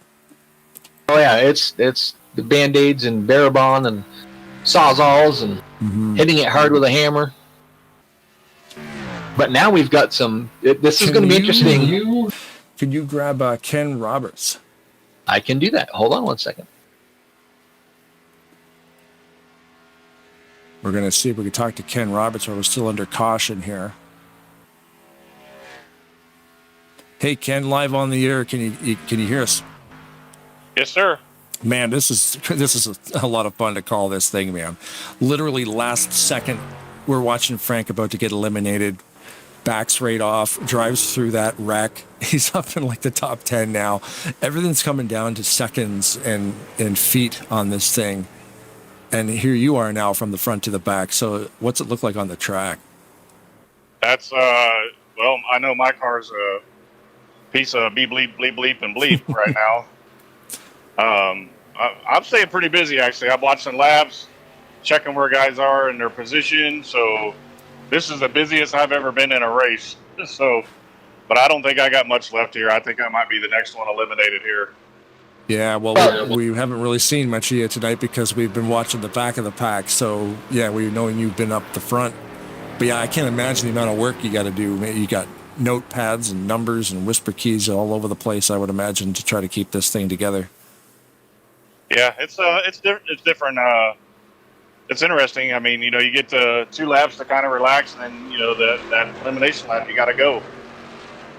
Yeah, and we watched the elimination lap, change like 2, 3, 4 times, because guys get in accidents and are forced to retire. So that takes the spot, and then that saves that guy. And then a guy like Ulysses, who's like just went from the back to the front, same kind of luck, and guys have been from the back to the front to the back. Sorry, right? Yeah, go ahead. You speak of Ulysses. He just made a bad mistake. He went down pit road. He is the last place car, and the next time they hit the line, he's eliminated. Car is not damaged. Can cars get eliminated under yellow, Ken? Say again, Blaine? Under yellow, can cars be eliminated? Yes. Oh, that's what I thought. Yeah, it keeps the math even. So it looks like it might be Ulysses. So remember how we talked about that before, about people, could make mistakes, or you've got to keep track of it. He pitted. He is the last place car right now. End of lap 39 is right now. He's going to be the last place car. He's going to be eliminated. Yes, this is lap 39 is the elimination lap. Yep. So if he's the last place car here at the end of this lap, he's done. Well, there again, it depends. If somebody pits, he's safe. But that's Oh, there goes 27. Bob's going. So there goes 27. Yeah. So I mean, that's going to save him. But he was going to be eliminated. That's just one of those little spice to it that we've been talking about. I love it because we're sitting here talking about it and it happened. Yeah. Yeah. We were going through all the scenarios that we thought could possibly happen. Oh man. And it's just insane what's been going on and how we were like, wow, And Bob Spire retired, so that saved you, man. That was crazy. Is there any plans to do another one of these, Ken? Yeah, I think so. I mean, they're pretty exciting. Yeah, it's a lot of fun. It definitely leads to a lot of cool conversation up here in the booth. But I guess we better put Ken back on the track or back in the driver room there, Rod. I see him getting ready to go green. Good luck, buddy. All right, guys. Thanks, Ken. Yeah, that cannot be easy. Oh, but like I said, just imagine how I thought he made the ultimate mistake. If Bob Spire had stayed out on the track, U-Man would have been eliminated. And he had worked his way from the back to the front. I mean, that's just one of those, you got to think about it too. If you're the driver, you're trying to race, you don't know, is this eliminated lap or not? Because he almost made a mistake there. So the next eliminator lap is 42. The end of lap 42. Yep. That's crazy. I mean, just think, like I said, we kind of went through what we thought any scenario that could happen, and we've seen some that we're watching Frank Divens. He's going to be eliminated. Drives by up cracks. Boom, he's not eliminated. Let me see here 1 second. If hey Jeff, sorry to bother you real quick. When's the lap where we're going to sprint to the finish? When does the final race begin? I think it's lap 60 is the last elimination, so the last 6 laps. Roger that. Thank you. 6 lap shootout to win the race. So stay tuned. In 20 laps, we will switch our focus from the rear of the pack to the front and see who can take that checkered flag. Leading the pack right now, the 41 of Denny Carroll, Nate Balser, Greg Palmer, Jeff Elliott, Eric Lovell, Larry D, Mike Bangialardi, Frank Divens, Dan Lovell, and Robert Breedlove are your top 10. Currently, there is only 17 cars remaining. Ulysses is at the back, and he needs to not be at the back at the end of lap 42. So he's lucky, though, that he doesn't have a damaged car. So he just drove right by Ken Roberts and Craig Hagley like they were sitting still. Right. So, and then he's got Doug Hillick in front of him, and I can't see that other car because I was in the helicopter view there, but he's gonna be safe. He's getting past those cars that got pretty banged up. Yeah. Mark Pagley just got past. He'll get Doug, no problem. Doug's got no trunk. So we got Craig Hagley. Ken Roberts is the final car. And Ken all alone in third gear. He knew when he had him up there, he knew he was going to be in trouble. Yeah. His car was pretty beat up. He's not even at a third gear, and he's doing 167 mile an hour. So he will definitely be the one. U-Man's made his way up to about 12th position. Doug Hillick's actually, I'm surprised with the damage that he has. It seems to be mostly on the back of the car, which doesn't hurt you quite as bad. Usually the issue that you'll have with that is that it could have a tendency to get a little bit loose. Mm-hmm. But he's hanging pretty tight at the end of that end of the lead pack. So Theory's going to be eliminated eventually, but because he's only just hanging with him. He's not going to have enough car to be able to drive his way up to the front. So, well, if he's able to stay out there for another 18 laps, he'll be in the final race to the finish. Yeah, it could be. And again, who knows? Maybe a big accident happens and he does the old Frankie Divens Sr. Oh, there goes Ken Mark Roberts. Regular going for a drive. Ken Roberts, he knew that this lap was going to eliminate him, so he drove right down pit road. Did he? And okay, because balls are out front, though. That's kind of cool. One of the guys that we talked about earlier that, we would be interested to see how well he makes his way to the front. He's actually got himself out front, out in the lead. Okay, so Ken Roberts retired. Mark Paglia took a huge hit in the tri-oval, and he also retired. So that would have been lap 40, 3, 4, 5, and then 6, 7, 8. We're going to be going to 41? We were, the last one was 42. So we're going to be at 45, and then you add 3 to that, 48. So we're going to be at lap 48, it's our next elimination. And then you got Craig Hagley, who's pulling down pit road right now, who was the last car that was still running. So if he retires, that brings us to 51. Oh, wow, okay. Yeah, because Paglia took a huge hit in the infield there, and he just instantly retired. We're still waiting on an update for Hagley here. Hagley did retire. Gearbox issues. The 82 has retired for gearbox. So now we're at lap 51 for our next retirement. So that which is kind of good in a way for some of these drivers because they get a lot more time. Not good for Doug Hillick because unless a caution comes out and he can make up some of those positions, he has lost the draft and he is just going backwards.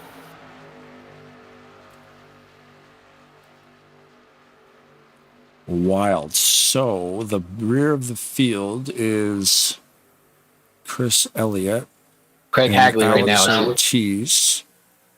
Hagley's been retired for a gearbox problem, so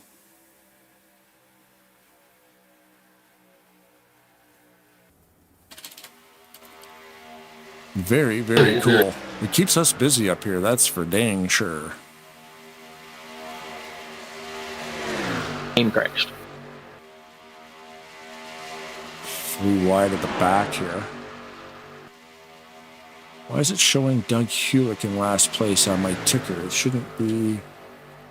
Is way back. Oh, he is way yeah. back. Oh, okay, that's why. He's the one that he was way in the back. He had lost the draft, and his car, that damage is starting to show up. He was doing, like I said, he was running pretty good for a minute, and then as soon as he kind of started losing that draft, he just slowly but surely they just pulled away from him. Yeah, you need a hand with that mission trunk lid, because if there's nobody behind you to push you and scoop that air off of that wing, then you're pretty much a sitting duck. Yep. You can take the push. I mean, that'll be a big help. I mean, he's still going, still soldiering on, because the next elimination is lap 51. So because we had so many drop out in that last little bit, he's just, he's just keep going, because you never know. I mean, something could happen, and there could be a big wreck. You drive through it, as we saw Frank Divins do earlier, and he's not eliminated. Yep. Nate Balser is now leading this race. I was at the back at the start, and now at the front. Good spot to be. And lap 60 is when this turns into an actual sprint to the finish. So we'll have a 10-lap sprint to the finish, and under 10 to go here at Talladega Nights. There is racing back to the yellow flag as well. Right now, if yellow comes out, the field is basically frozen. People are asked to lift and take it easy. Not when you're within 10. It's race time. So you're going to have a really good chance that Doug Hillick's going to be retired out, the one that retires after this. So now I'm focused on the next car. You got Larry D in the 188 Trump car that is currently running in 13th position. Then just in front of him is Chris Elliott, and then our faithful dude Jeff Elliott, and then Robert Breedlove. So one of those guys, you got two of those guys back there are going to be the next two that are going to be eliminated. Yeah, and that's Team Doritos. Yep, if Doug something doesn't happen, and Doug, isn't the one that gets eliminated. And like I said, that's going to happen at lap 51. So we've still got like 3 laps before that even happens. Right. I wonder if Team Doritos has a plan here, because if they get down to Hewlett being eliminated and then Larry D being eliminated, what are they going to do? You don't want to see one of your teammates get eliminated. They could pop out to that right lane and see if they can get by these guys. Right now they're eased up for one more lap. They know currently right now Doug Hicks probably a good chance going to be the one that's eliminated, but they got a few more laps. Then they're going to have 3 laps. You got to wonder about Larry D. He's looking. I'm wondering about green flag pit stops here too, because we've been under green for a little while. They're probably running 2X though. I believe that was the case. It might even be a little higher than that. It might be 1X, but Larry D, he just pulled out and pulled in front of Chris Elliott. Now, I kind of thought what he was doing, he was testing the waters to try to see where he could do that, and exactly, he did. He pulled right out, backed up enough, got a good enough run, went right around the outside of Chris Elliott, pulled right down in behind Jeff Elliott, and got himself right now, after lap 51, he's got another 3 laps before he would be eliminated. So watching to see what they're doing back there. Chris Elliott, he's got past Jeff Elliott now. I'm wondering if Chris and Jeff are kind of forming up to make a plan to get by Larry D. Or where did Jeff go? He dropped behind. Oh, okay. He dropped to the back to get behind Chris. Maybe to try to string out. I don't know. That's weird. It's a different strategy. They must have a plan. Yeah, they lost a lot of space there too. They're not tight anymore, so the draft. I don't know. Interesting. It was a good move by Larry D. I mean, he got himself in right now. If the race were to end right at the moment, he would be the last place car in that last 6-lap shootout. Doug Hewlett right now just entering the tri-oval. And you said the end of lap 51 was the elimination lap? Yeah. So he hasn't even started lap 51 yet. I wonder if he's going to be an issue with being lap traffic. I mean, he won't be. He'll just move out of the way. It's not his first day. He'll get out of the way. But no, I mean, Doug's a heck of a driver. Most of these guys in there are they're super speedway guys. They're so. It's good. Like I said, I can't praise these guys enough. You know, when they race 3 wide, lap after lap after lap, and it's like you're just, wow, you know. It's more exciting than actual Talladega racing. Just as we thought. So this is what happened. The two Elliott boys are kind of trying to gang up on Larry D, and you know, because they're not getting eliminated this lap, but there's 2 more laps, about 2.5 laps. Somebody's going out, and so they're trying. They got together and tried to see if they could get past Larry D. Kind of got him snuckered to the outside. I think you're going to see Larry's going to have to drop back. Ooh, may not have that. Wow, because there is a big one. What you just said, because it just all went out the window right there. Absolutely. Maybe not, actually. They brake checked hard, so Jeff actually came across the line last right there. Frank Divins was around. We still had one more lap, though. Had one more lap until elimination. So because of that, whoever is going to be the last car to the line is going to be our eliminated car. Here, again, you know, here we are. We're talking about how, you know, so this is going to happen, that's going to happen, and then it's like, what? Wait a minute. So Chris, actually, it's not just the pace car. Why is nobody else behind the pace car? Pace cars just had come out, and it was coming up through the field. So you keep an eye on it; it'll catch right up to them in a minute. Yeah. So now the next question: not eliminating a car until the end of lap 54. Okay. Mm-hmm. So right now, we've got. We had last lap. We had Jeff Elliott, but right now we got Frank Dibbins in last place. So can they make it on fuel? You know what I mean? What? You know, do you pit? Because it's not this lap, but it's the end of the next lap, which you know is going to be a yellow. So if I was Frank, I'd go out. I'd stay out. On the last car, I'd stay out, or you know, take less fuel than everybody else, or something like that. Frank's staying out. See, that was a smart move right there. Yep. Frank. He was the last place car. He was going to be eliminated, not this lap, but the end of the next lap, which would have been the one to go lap. And so I think that was a smart move. Very smart, yeah. He may not be able to make it on fuel, but you know what I mean? If he can make it to lap 60 and still be in that top, I don't know how many cars we're going to have left. I think I figured it out to be about 8 or 9. It might work out in his favor. Mm-hmm. That's weird. Yeah, that's crazy. So he'll need gas because he won't be able to make it to the end. But you could see he was crunching the numbers in his head. And when you said, like, you know, it would be smart for Frank to stay out, and I'm watching him coming in, and at the last second, he just yards it back onto the track again because he's going, oh no, this is the elimination lap. This is the elimination lap. I need to go around one more and then pit later, you know, then worry about the next elimination lap. And you've got to be, if you're one of those guys that pitted and you're in the back or involved in the accident, you know, you want to be the first one off pit, not first, you don't want to be the last one off pit road. Mm-hmm. Because being the last one off end of pit road, so now we're on lap 54 right now. At the end of this lap, whoever is in the last place when we hit the start finish line is going to be eliminated. And currently right now, it's Chris Elliott. But we're not there. That's the other thing. Oh yeah, we're under caution. We're on lap right now. It's not a gimme. It could literally change. It could. Under yellow, I doubt it. But yeah, but I mean, it's. I don't know. You know, it's a strange thing. I mean, I'd almost, if I was the last place car, like Frank, I said Frank, he's got to stay out, and he did. It was great. I think if I was the car just in front of Frank, I would have stayed out as well. Is Frank staying out? He doesn't have to. He has to this time. He has to stay out this time because this is the elimination. This is the actual lap where it happens. This is the elimination lap right now. So when they hit the start finish line, gotcha. Chris Elliott is out of the race. So if Frank needs fuel, and the lights go out right now.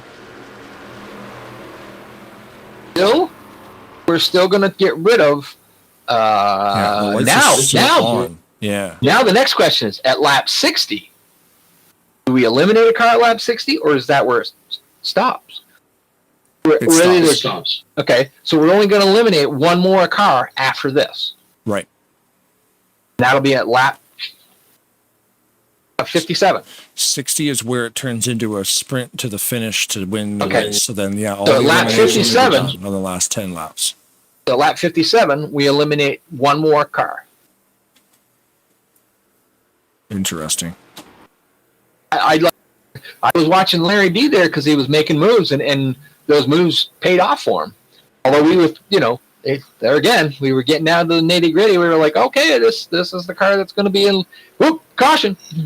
So what are you thinking here? If Frank needs to pit to get to the end of this race, he can pit now because the lights are still on. Yep, I'd pit. This is where I'd pit. You'd have to do it early. Yeah, you'd have to go now. I have to do it now. I have to do it now because this is the hard part for a driver. It's easy for us. We're sitting out here. It's still, we're still kind of getting confused about it, but all that. But it's easier for us because we can say, we can look. We don't have to worry about having a wheel in our hand or what the car's doing. And I think he did the smart move, and I think right now the smart move for him to do is pit. I'd take 4 tires. Why? Doesn't matter. Doesn't matter. Under yellow, you're going to catch back up to the end of the pack, and you'll have enough gas. Even if we're running 3X, that'll get you 13 laps. So we're good. See, and Frank's headed down pit road right now. Yep. Also, I do apologize. I don't know the car quickly by I think that's Eric Lovell. Eric Lovell, yeah. And it looks Seen it earlier. That looks Jeff like Jeff has to pit because Chris Elliott has to pit because he's the eliminator. He's eliminated the car. Right. And these two guys are the ones that stayed out. This is a smart move. Mm-hmm. Very smart. And like I said, Frank, because now Frank, I believe we're running a 2X because usually they'll run a 66 lap race with 2 times pit frequency. That'll get you 25 laps. So I swear Frank's listening to me. 4 tires. He took 4 tires, fuel, topped that thing off. Now he's going to have the best handling car that he's had all night with 4 tires on it.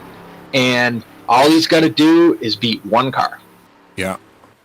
One more elimination coming at the end of lap 57, you said. Yep. Interesting, because that's when we're going green at the beginning of lap 57. We were kind of concerned about him. He's starting in the back and concerned about the pit call that he made. That absolutely paid off, and now he's in 4th place. We can't say safe because we still have 4 more laps, and one car is going to be eliminated out of this. So it's funny too. Anybody tuning into this race now will be like, "Man, look at all the retired drivers. These guys aren't that good." Totally different event tonight. Those drivers who retired were actually forced to retire because this is the Eliminator. I just happened to take a gander over our chat.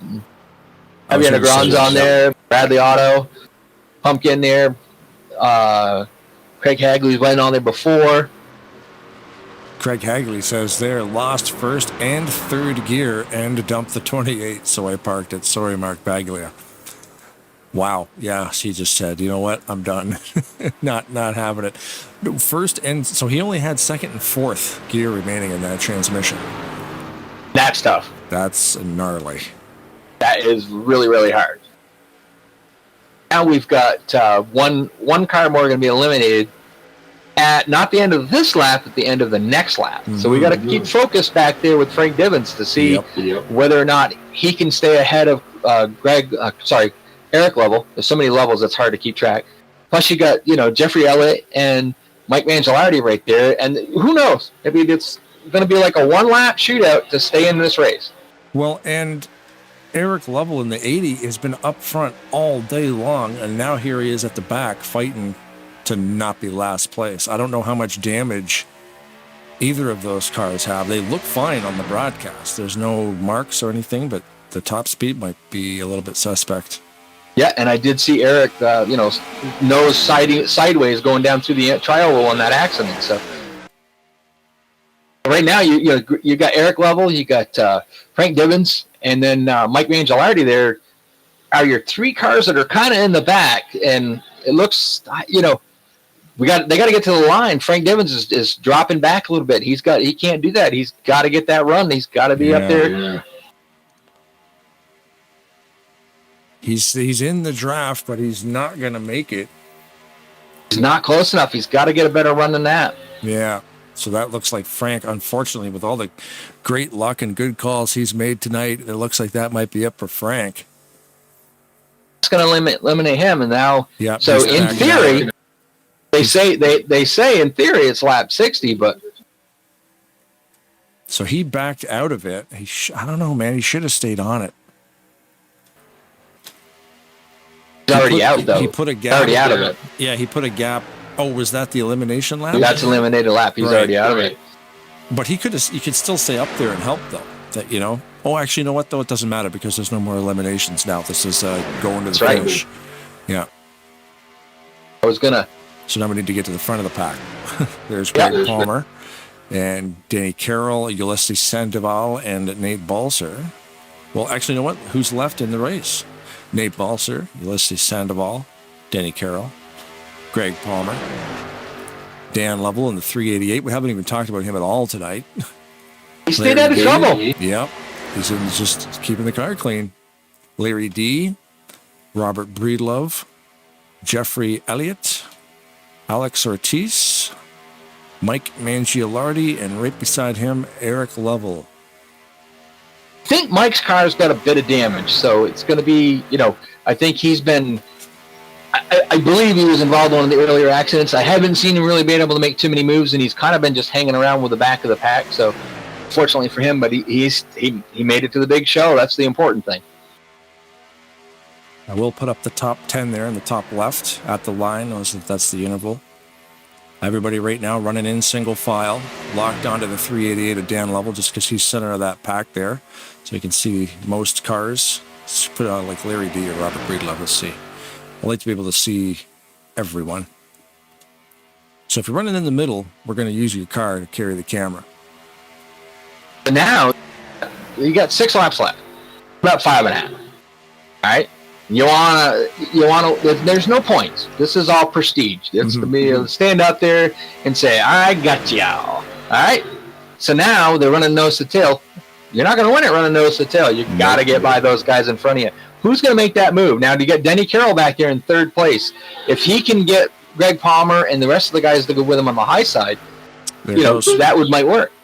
Second line starting up with Breedlove. I did see the 388 of Dan Lovell. He looked a couple times.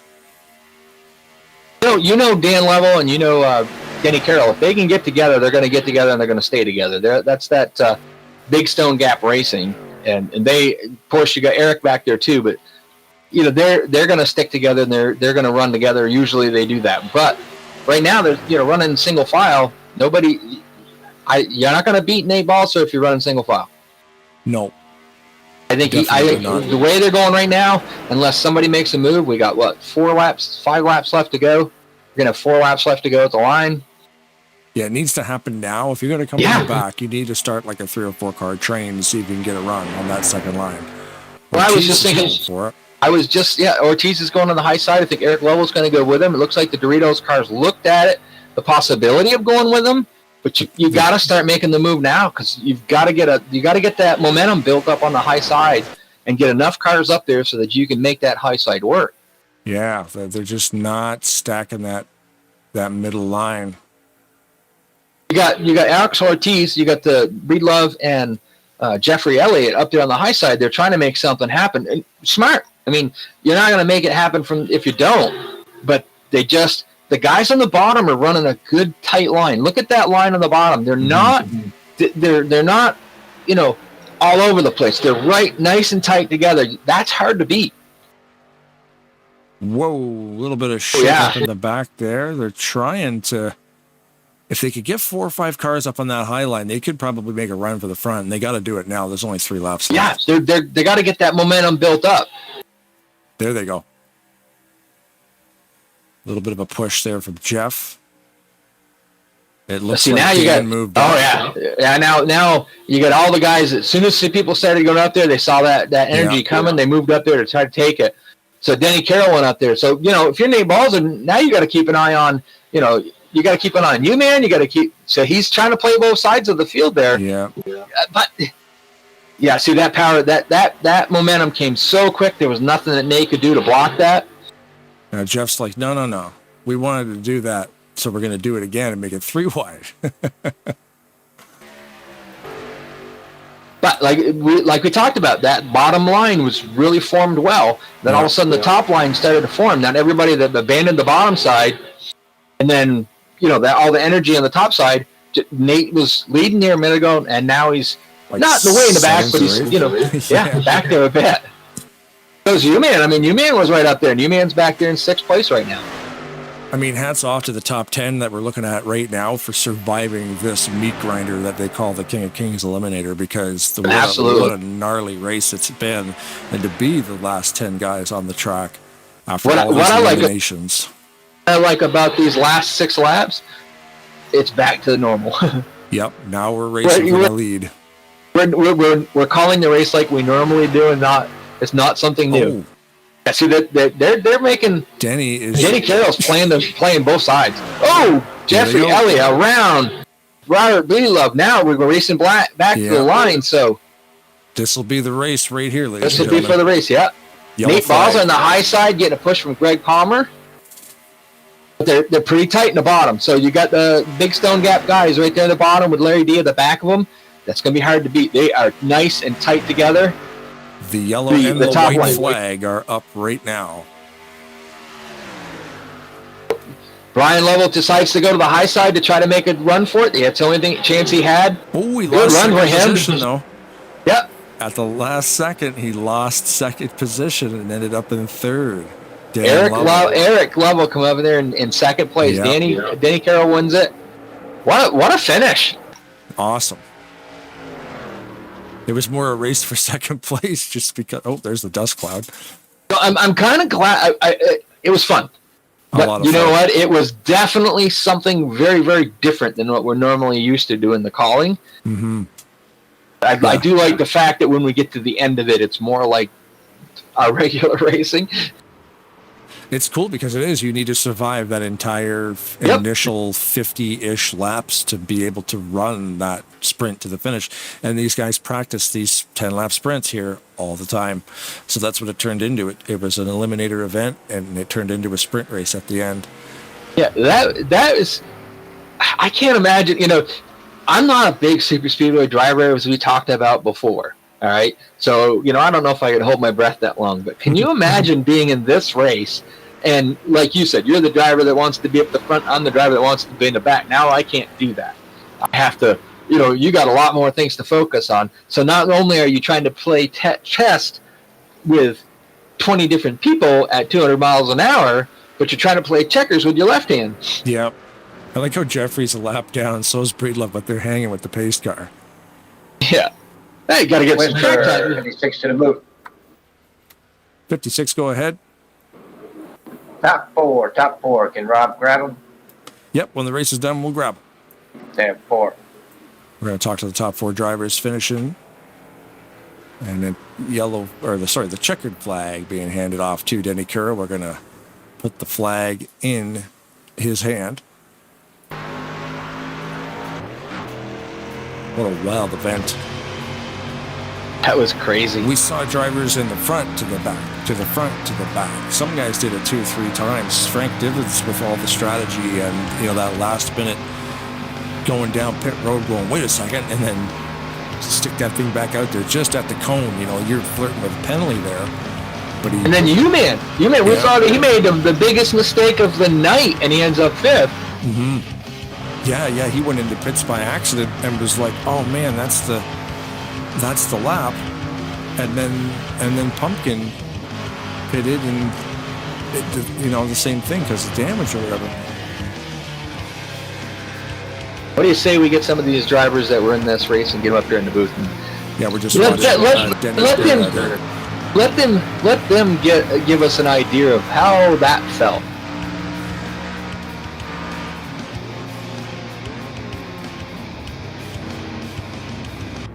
And he's going to burn it down. Yeah.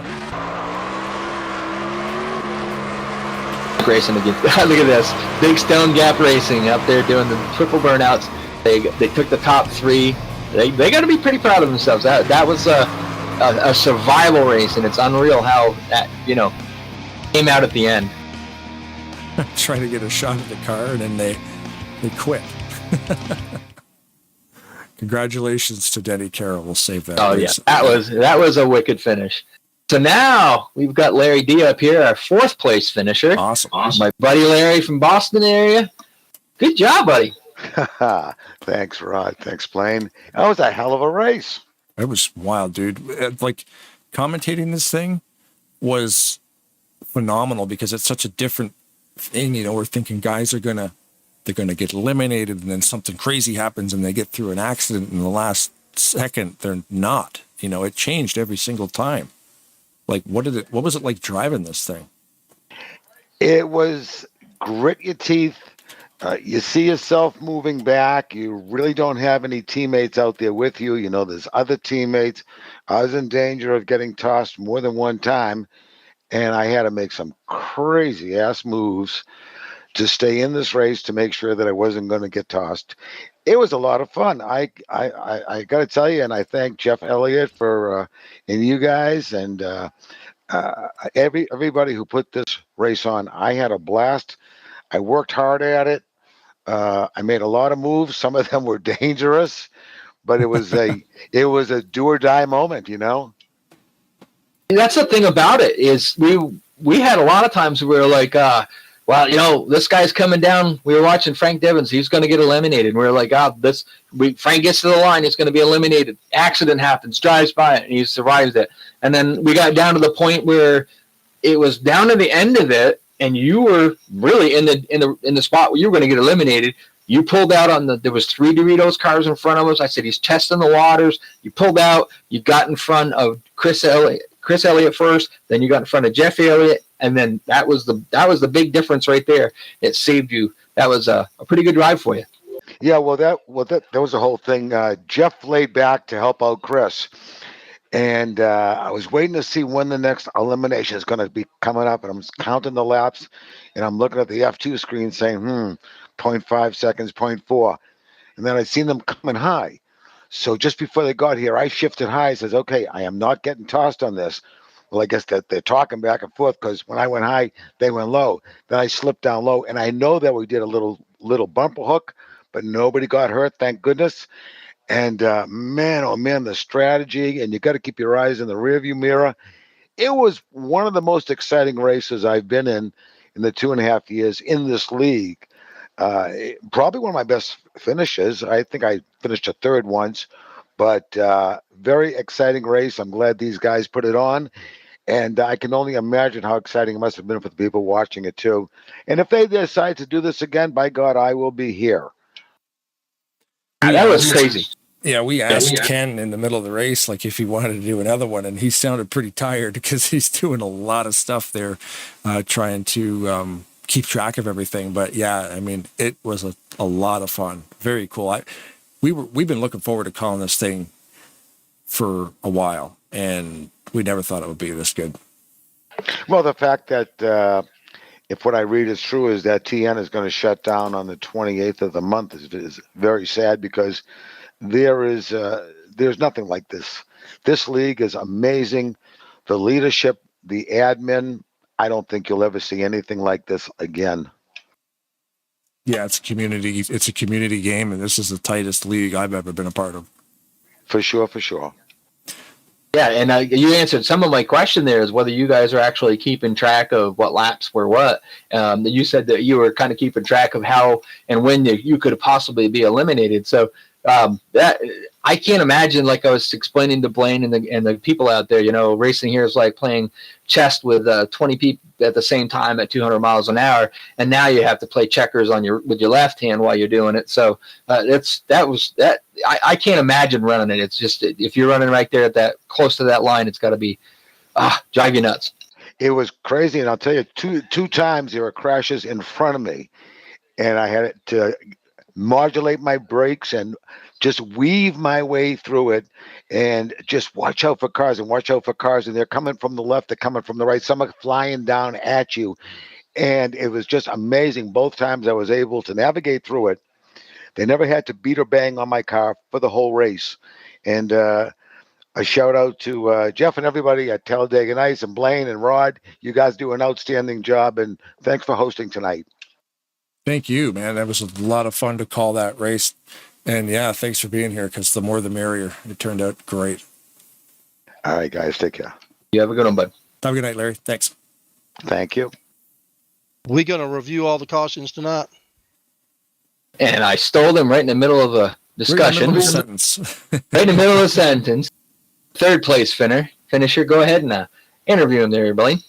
Dan, man, like last second coming out of the tryover, watching you and Eric, and then Eric stole it from you. Second place gone, so you got to settle with third. But what a wild race that was. Yeah, I was on Whisper with him. I said, Eric, I'm going high. Go with me. He said, all right. And then he fooled me. Oh. So I thought he was going to go with me. I was going to pass Denny. I was going to race him for it there at the end. And, you know, it was kind of a fun race tonight. Just, you know, so I get the joke. I get it. That's funny. Yeah, man, I'll go with you. I'll push you. Yeah, right. And then you jump out and leave you hanging. Yeah. Whoops. What's the age difference between you and Eric? Yeah. Hold on, I got these guys whispering too. Eric's a little bit younger than you are. You're the old wise guy, and he's the young punk of the group, isn't he? Yeah. He's Eric's. I mean, he's Greg's son. Greg's so, son, yeah. I got all these guys in my ear. Sorry, guys, I'm getting interrupted. It's all good.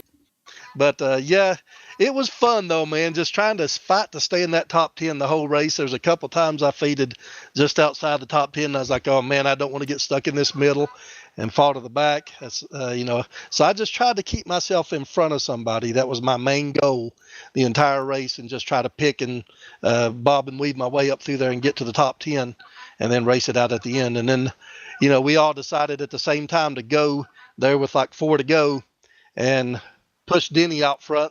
So I'm glad to get a teammate, you know, up there. Congratulations, Denny. Good race. Good job, guys. And it was kind of neat though. One of the things about it is normally, you know, when the normal races, if we don't talk about you, that's not a good thing. We got near the end of the race, and Blaine says, well, geez, there's Dan Lovell. We ain't talked about him all night. And that's actually a good thing, because you were running up front all night long. Oh yeah, it was a fun race. I mean, it was hairy a couple of times. I got caught up in one, but it didn't hurt me too bad. Just banged me up a little, and then I was able to get it all fixed. And just pit strategy and just trying to stay up in that top 10. It's what it takes. That was pretty good finish for you. Good run. I mean, like I said, we didn't talk much about it because you stayed out of trouble. So, is anybody you want to thank? The floor is yours. Yeah, can't complain. Teammates 1, 2, 3. So good job to us Big Stone Gap guys. And yeah, I just want to give a shout out to my beautiful wife Bonnie, my kids and my grandkids, all 8 of them, and just want to thank you guys for what you do, Rod, Blaine, and thank Ken and Jeffrey for putting this on, and everybody that helps make it work. We didn't have to clear any black flags tonight. I noticed that. I'm an admin, and I didn't have to clear anything tonight. So good job, drivers. Minding your P's and Q's and staying where you're supposed to. Just a good overall race. Too many cautions, but, it happens in these kind of races. Everybody's trying to fight not to be last. So, it's going to cause cautions. So part of the game. But just thanks to all you drivers. Everybody that comes out and participates in this keeps this league alive. Yeah, man. Are you coming out tomorrow for the truck race? Oh, absolutely. I'm in points chase. Oh, yeah. We got to see that 3-88 go run up front. Yeah. I love that number tomorrow too. We can do some truck racing. Frank's painted me some good-looking cars and trucks, so I'll try to showcase it tomorrow night. So before we pull Dan out of here, we'll pull Eric in here. We can have a little rivalry about how come you didn't go with him. He's already heard it from me, but go ahead, bring him in. All right. Well, we brought him in. So now, before we get rid of Dan here, Eric, we heard a little bit of how you were going to go with Dan here, and you didn't go with him. You went with yourself. Got second place finish. You dirty dog. That's because Dan is seen. All right, Dan, we're going to pull you back out of here. But go ahead, Blaine. You can interview Eric. That's, yeah, man. Wild race. We were watching. I mean, most of the race, you were up the front, and then all of a sudden you're at the back at that last elimination spot. Was that racking your brain, or did you know you were going to get into that final 10 with the sprint? Well, I was hoping I was going to get in the final 10 at least. Got little bit of a bumper deal there going on, you know, but we come out in the top 10, second place at least. So it worked out. Yeah, what do you think about running another one of these things? I already asked Ken in the middle of the race. Oh, I love it, man. It was a ton of fun. That was fun. I like it. And that was my first one, actually. So, I mean, that was a lot of fun. The first one I'd ever seen, and I mean, we were running around ragged just trying to keep track of all of it. I can't imagine driving out there trying to do that as well. How many lead changes do we have? I can't tell. My export was broken. I got a blank export out of it. I don't know how many lead changes we got, but there's a lot of different leaders. Yeah, I have the export out.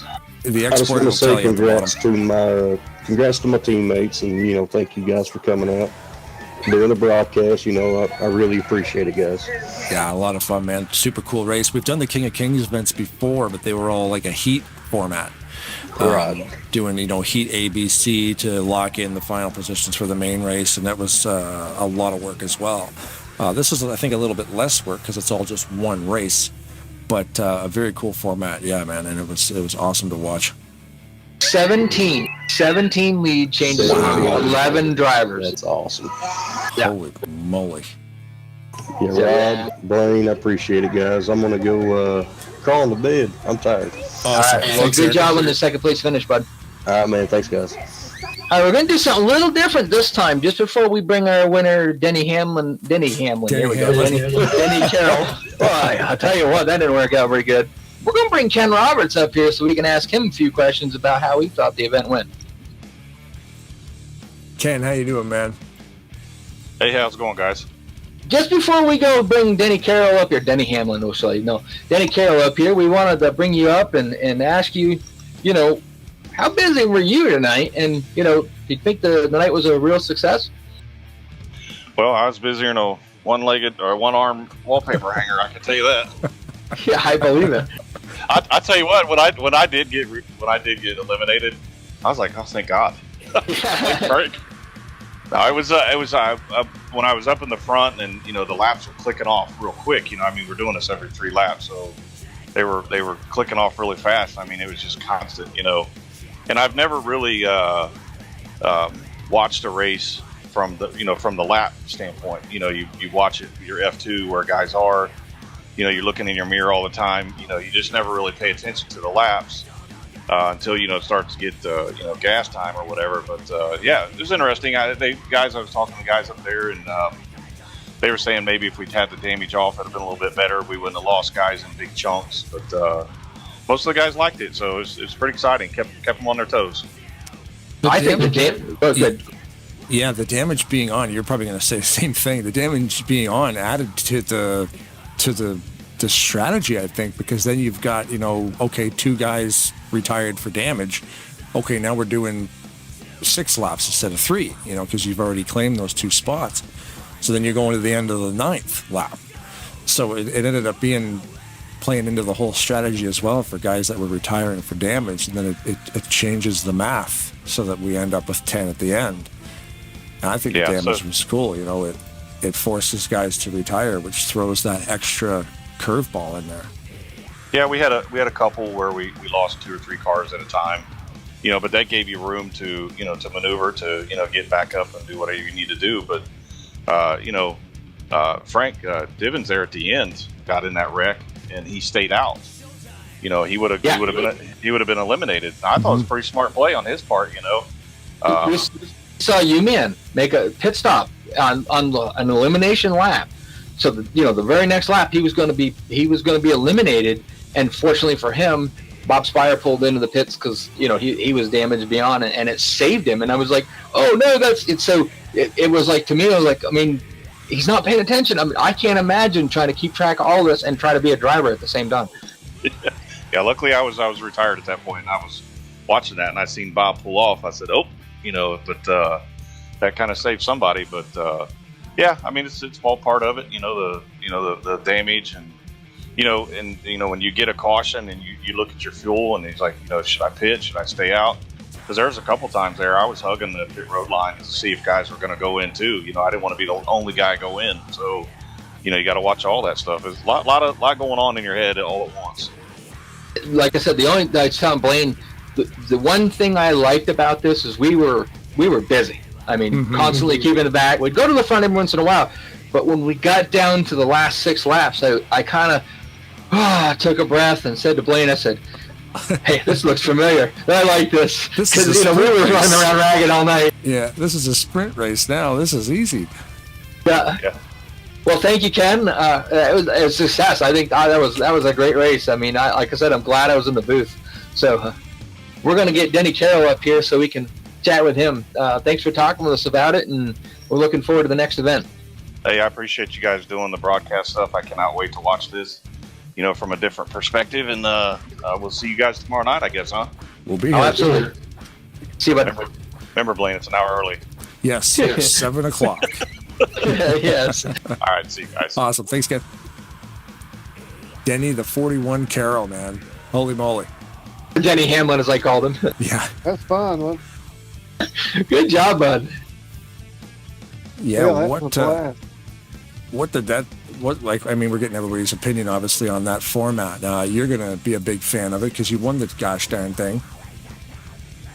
Oh, I liked it last time we had it, except I didn't think they had enough eliminations. It's fun knowing that you can get eliminated.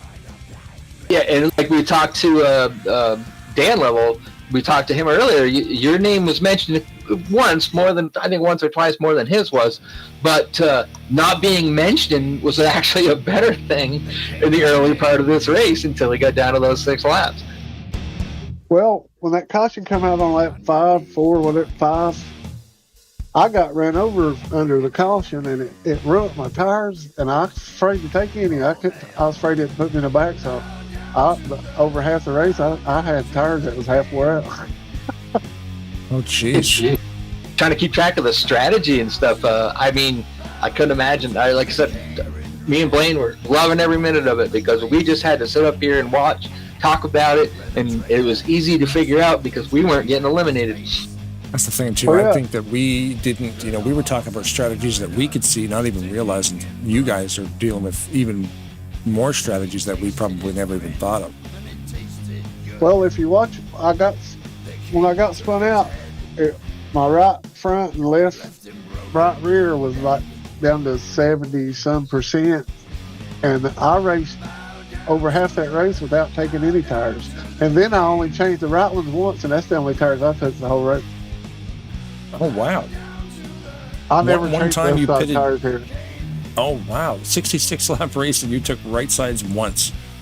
Yeah, and plus, I never changed lefts at Talladega. Oh, okay.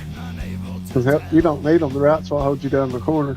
Yeah, right. Especially in a race like this where every second counts on pit road, especially because of track position. It seems like my car turns better when my lefts are wore. Some tracks it does that. Yeah, plus, I get used to driving a lot of wore tires because at the end of a run, that's when you need to be at your best anyway, with your tires wore. Yeah, you gotta be able to, yeah, exactly. Especially on different tracks too. It's like, do you want to be a little loose at the start and the thing tightens up, or vice versa? Loose is faster, and sometimes it's fun running on tires that are half gone. Yeah, I do. I just tried to get behind whoever I could get behind on the bottom lane that was up toward the front. I'd just ride because I knew I wouldn't get eliminated if I stayed there. Right. Yep. I think we figured out the best strategy to win the Eliminator. Don't change your tire. Stay at the front. Yeah, well, I mean, I can go back and watch the replay, but I'm pretty sure I only changed right side tires one time, and that spin really hurt my tires bad. Yeah, especially after a spin, I thought you would have got full. No, I took rights once during the whole race, and I never changed the left one. Well, it worked. And at the end, I knew Danny was behind Palmer, so when I knew Palmer made a move, I knew I had help. Well, we were talking with Eric and Dan, and Dan said to Eric on a whisper, like, you know, let's go to the outside and go for the win. And Eric's like, all right, let's do it. And then Dan pulled out, and Eric just laughed at him and just passed him. Didn't go with him. He left him hanging, stole second place from him. So that's pretty cool. Some cool stories from all over the place. Yeah, I was watching him when Danny pulled out. I was watching Eric see what he was gonna do. When he didn't go with him, I knew I didn't have to block. Yep. So funny. I could hear Danny fussing on Whisper. Eric, it's good. Abandoned you. Big Stone Gap had a good run tonight, that's for sure. Unfortunately, you lost to Greg, but Well, at Talladega, I either do really good or I get caught up in something. I mean, it's probably that way for everybody. But I like racing Talladega. It's just you gotta, you know, if you have to depend on as much what other people does as you do yourself. Right. Yeah, you're racing your own strategy, which will have to change depending on other people's strategies. That's the great thing about racing. There's so many different little things that add up to the big things. Yeah, but I mean, I do like it. It's fun. It's just you got to have a lot more luck on your side at Talladega than you do everywhere else. Yeah. Lock in friends. Don't forget your friends. Teammates. Yeah, well, sometimes they can hinder you too. Yep. Or you can hinder them. I mean, it goes either way, I guess. Yeah, like we saw a couple of the Doritos cars, you know, wiping out back there at the same time. Unfortunately, you know, you just sometimes it's the wrong place, wrong time. But you were in the right place, right time the whole race. Was the car clean other than that one incident? Was that the only incident you got hung up in? Yeah, I got bumped on the backstretch under yellow, but other than that, I don't think I touched anything. Nice.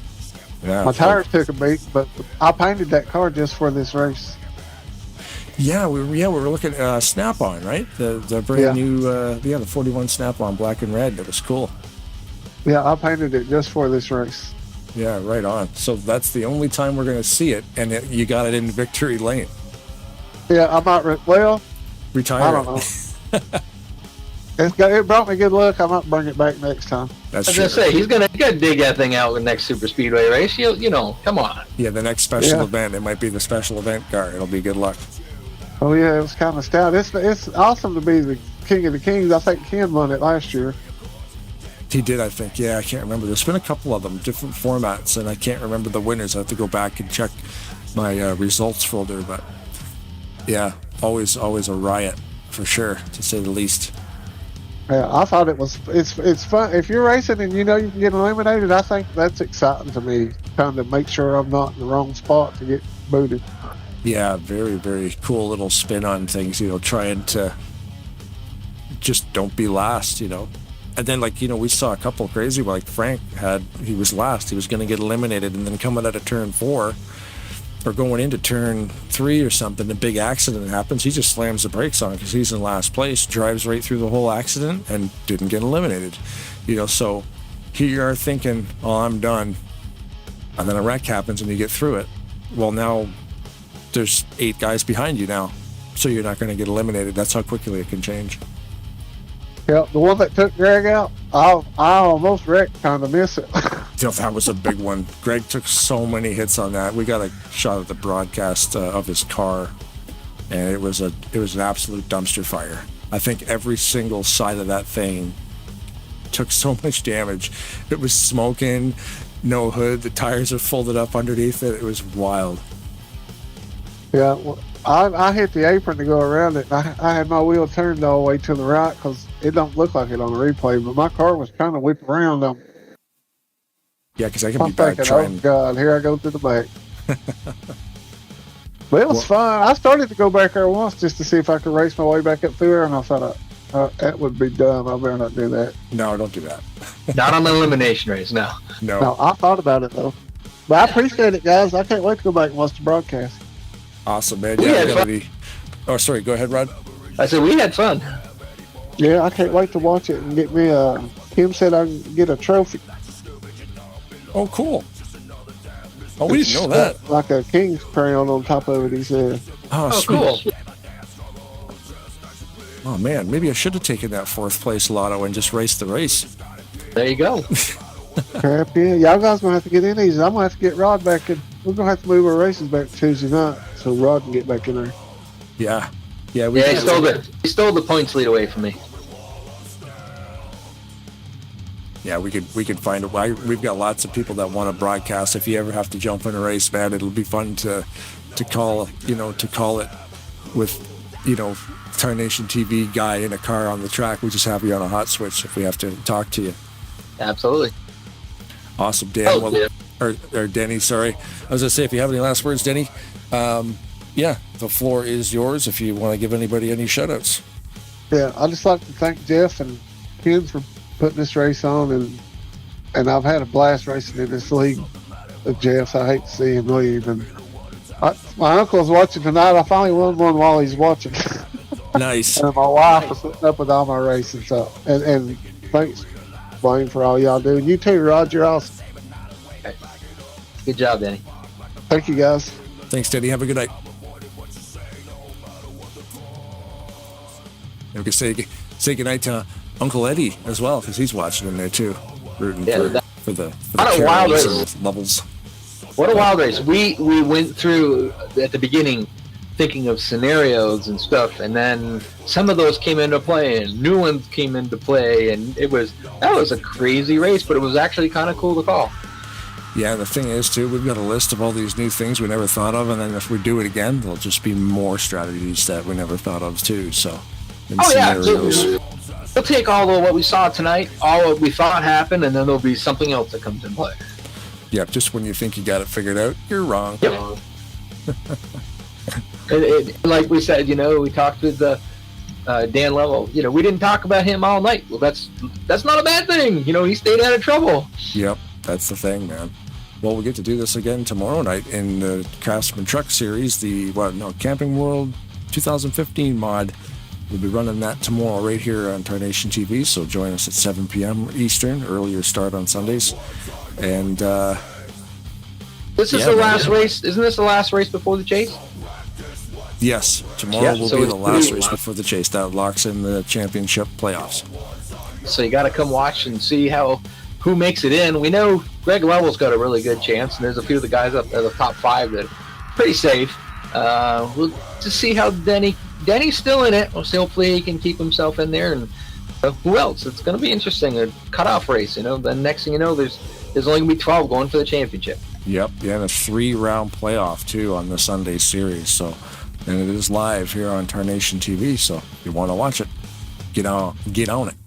And yeah, absolutely, throwing up that graphic too for next Saturday. If you want to join us for probably one of the biggest events we've ever done, April 13th, the Team Elmo 200 at Talladega Super Speedway, hosted by RollingThunderGaming.com. That'll be a really big event. Lots of money being donated to the cause, so that do some ALS research, see if we can help these people. That'll be a lot of fun, that race next week. So get on the website, all links below for everything we're talking about. Of course, as always, if the women don't find you handsome, they should at least find you handy. Keep your stick on the ice.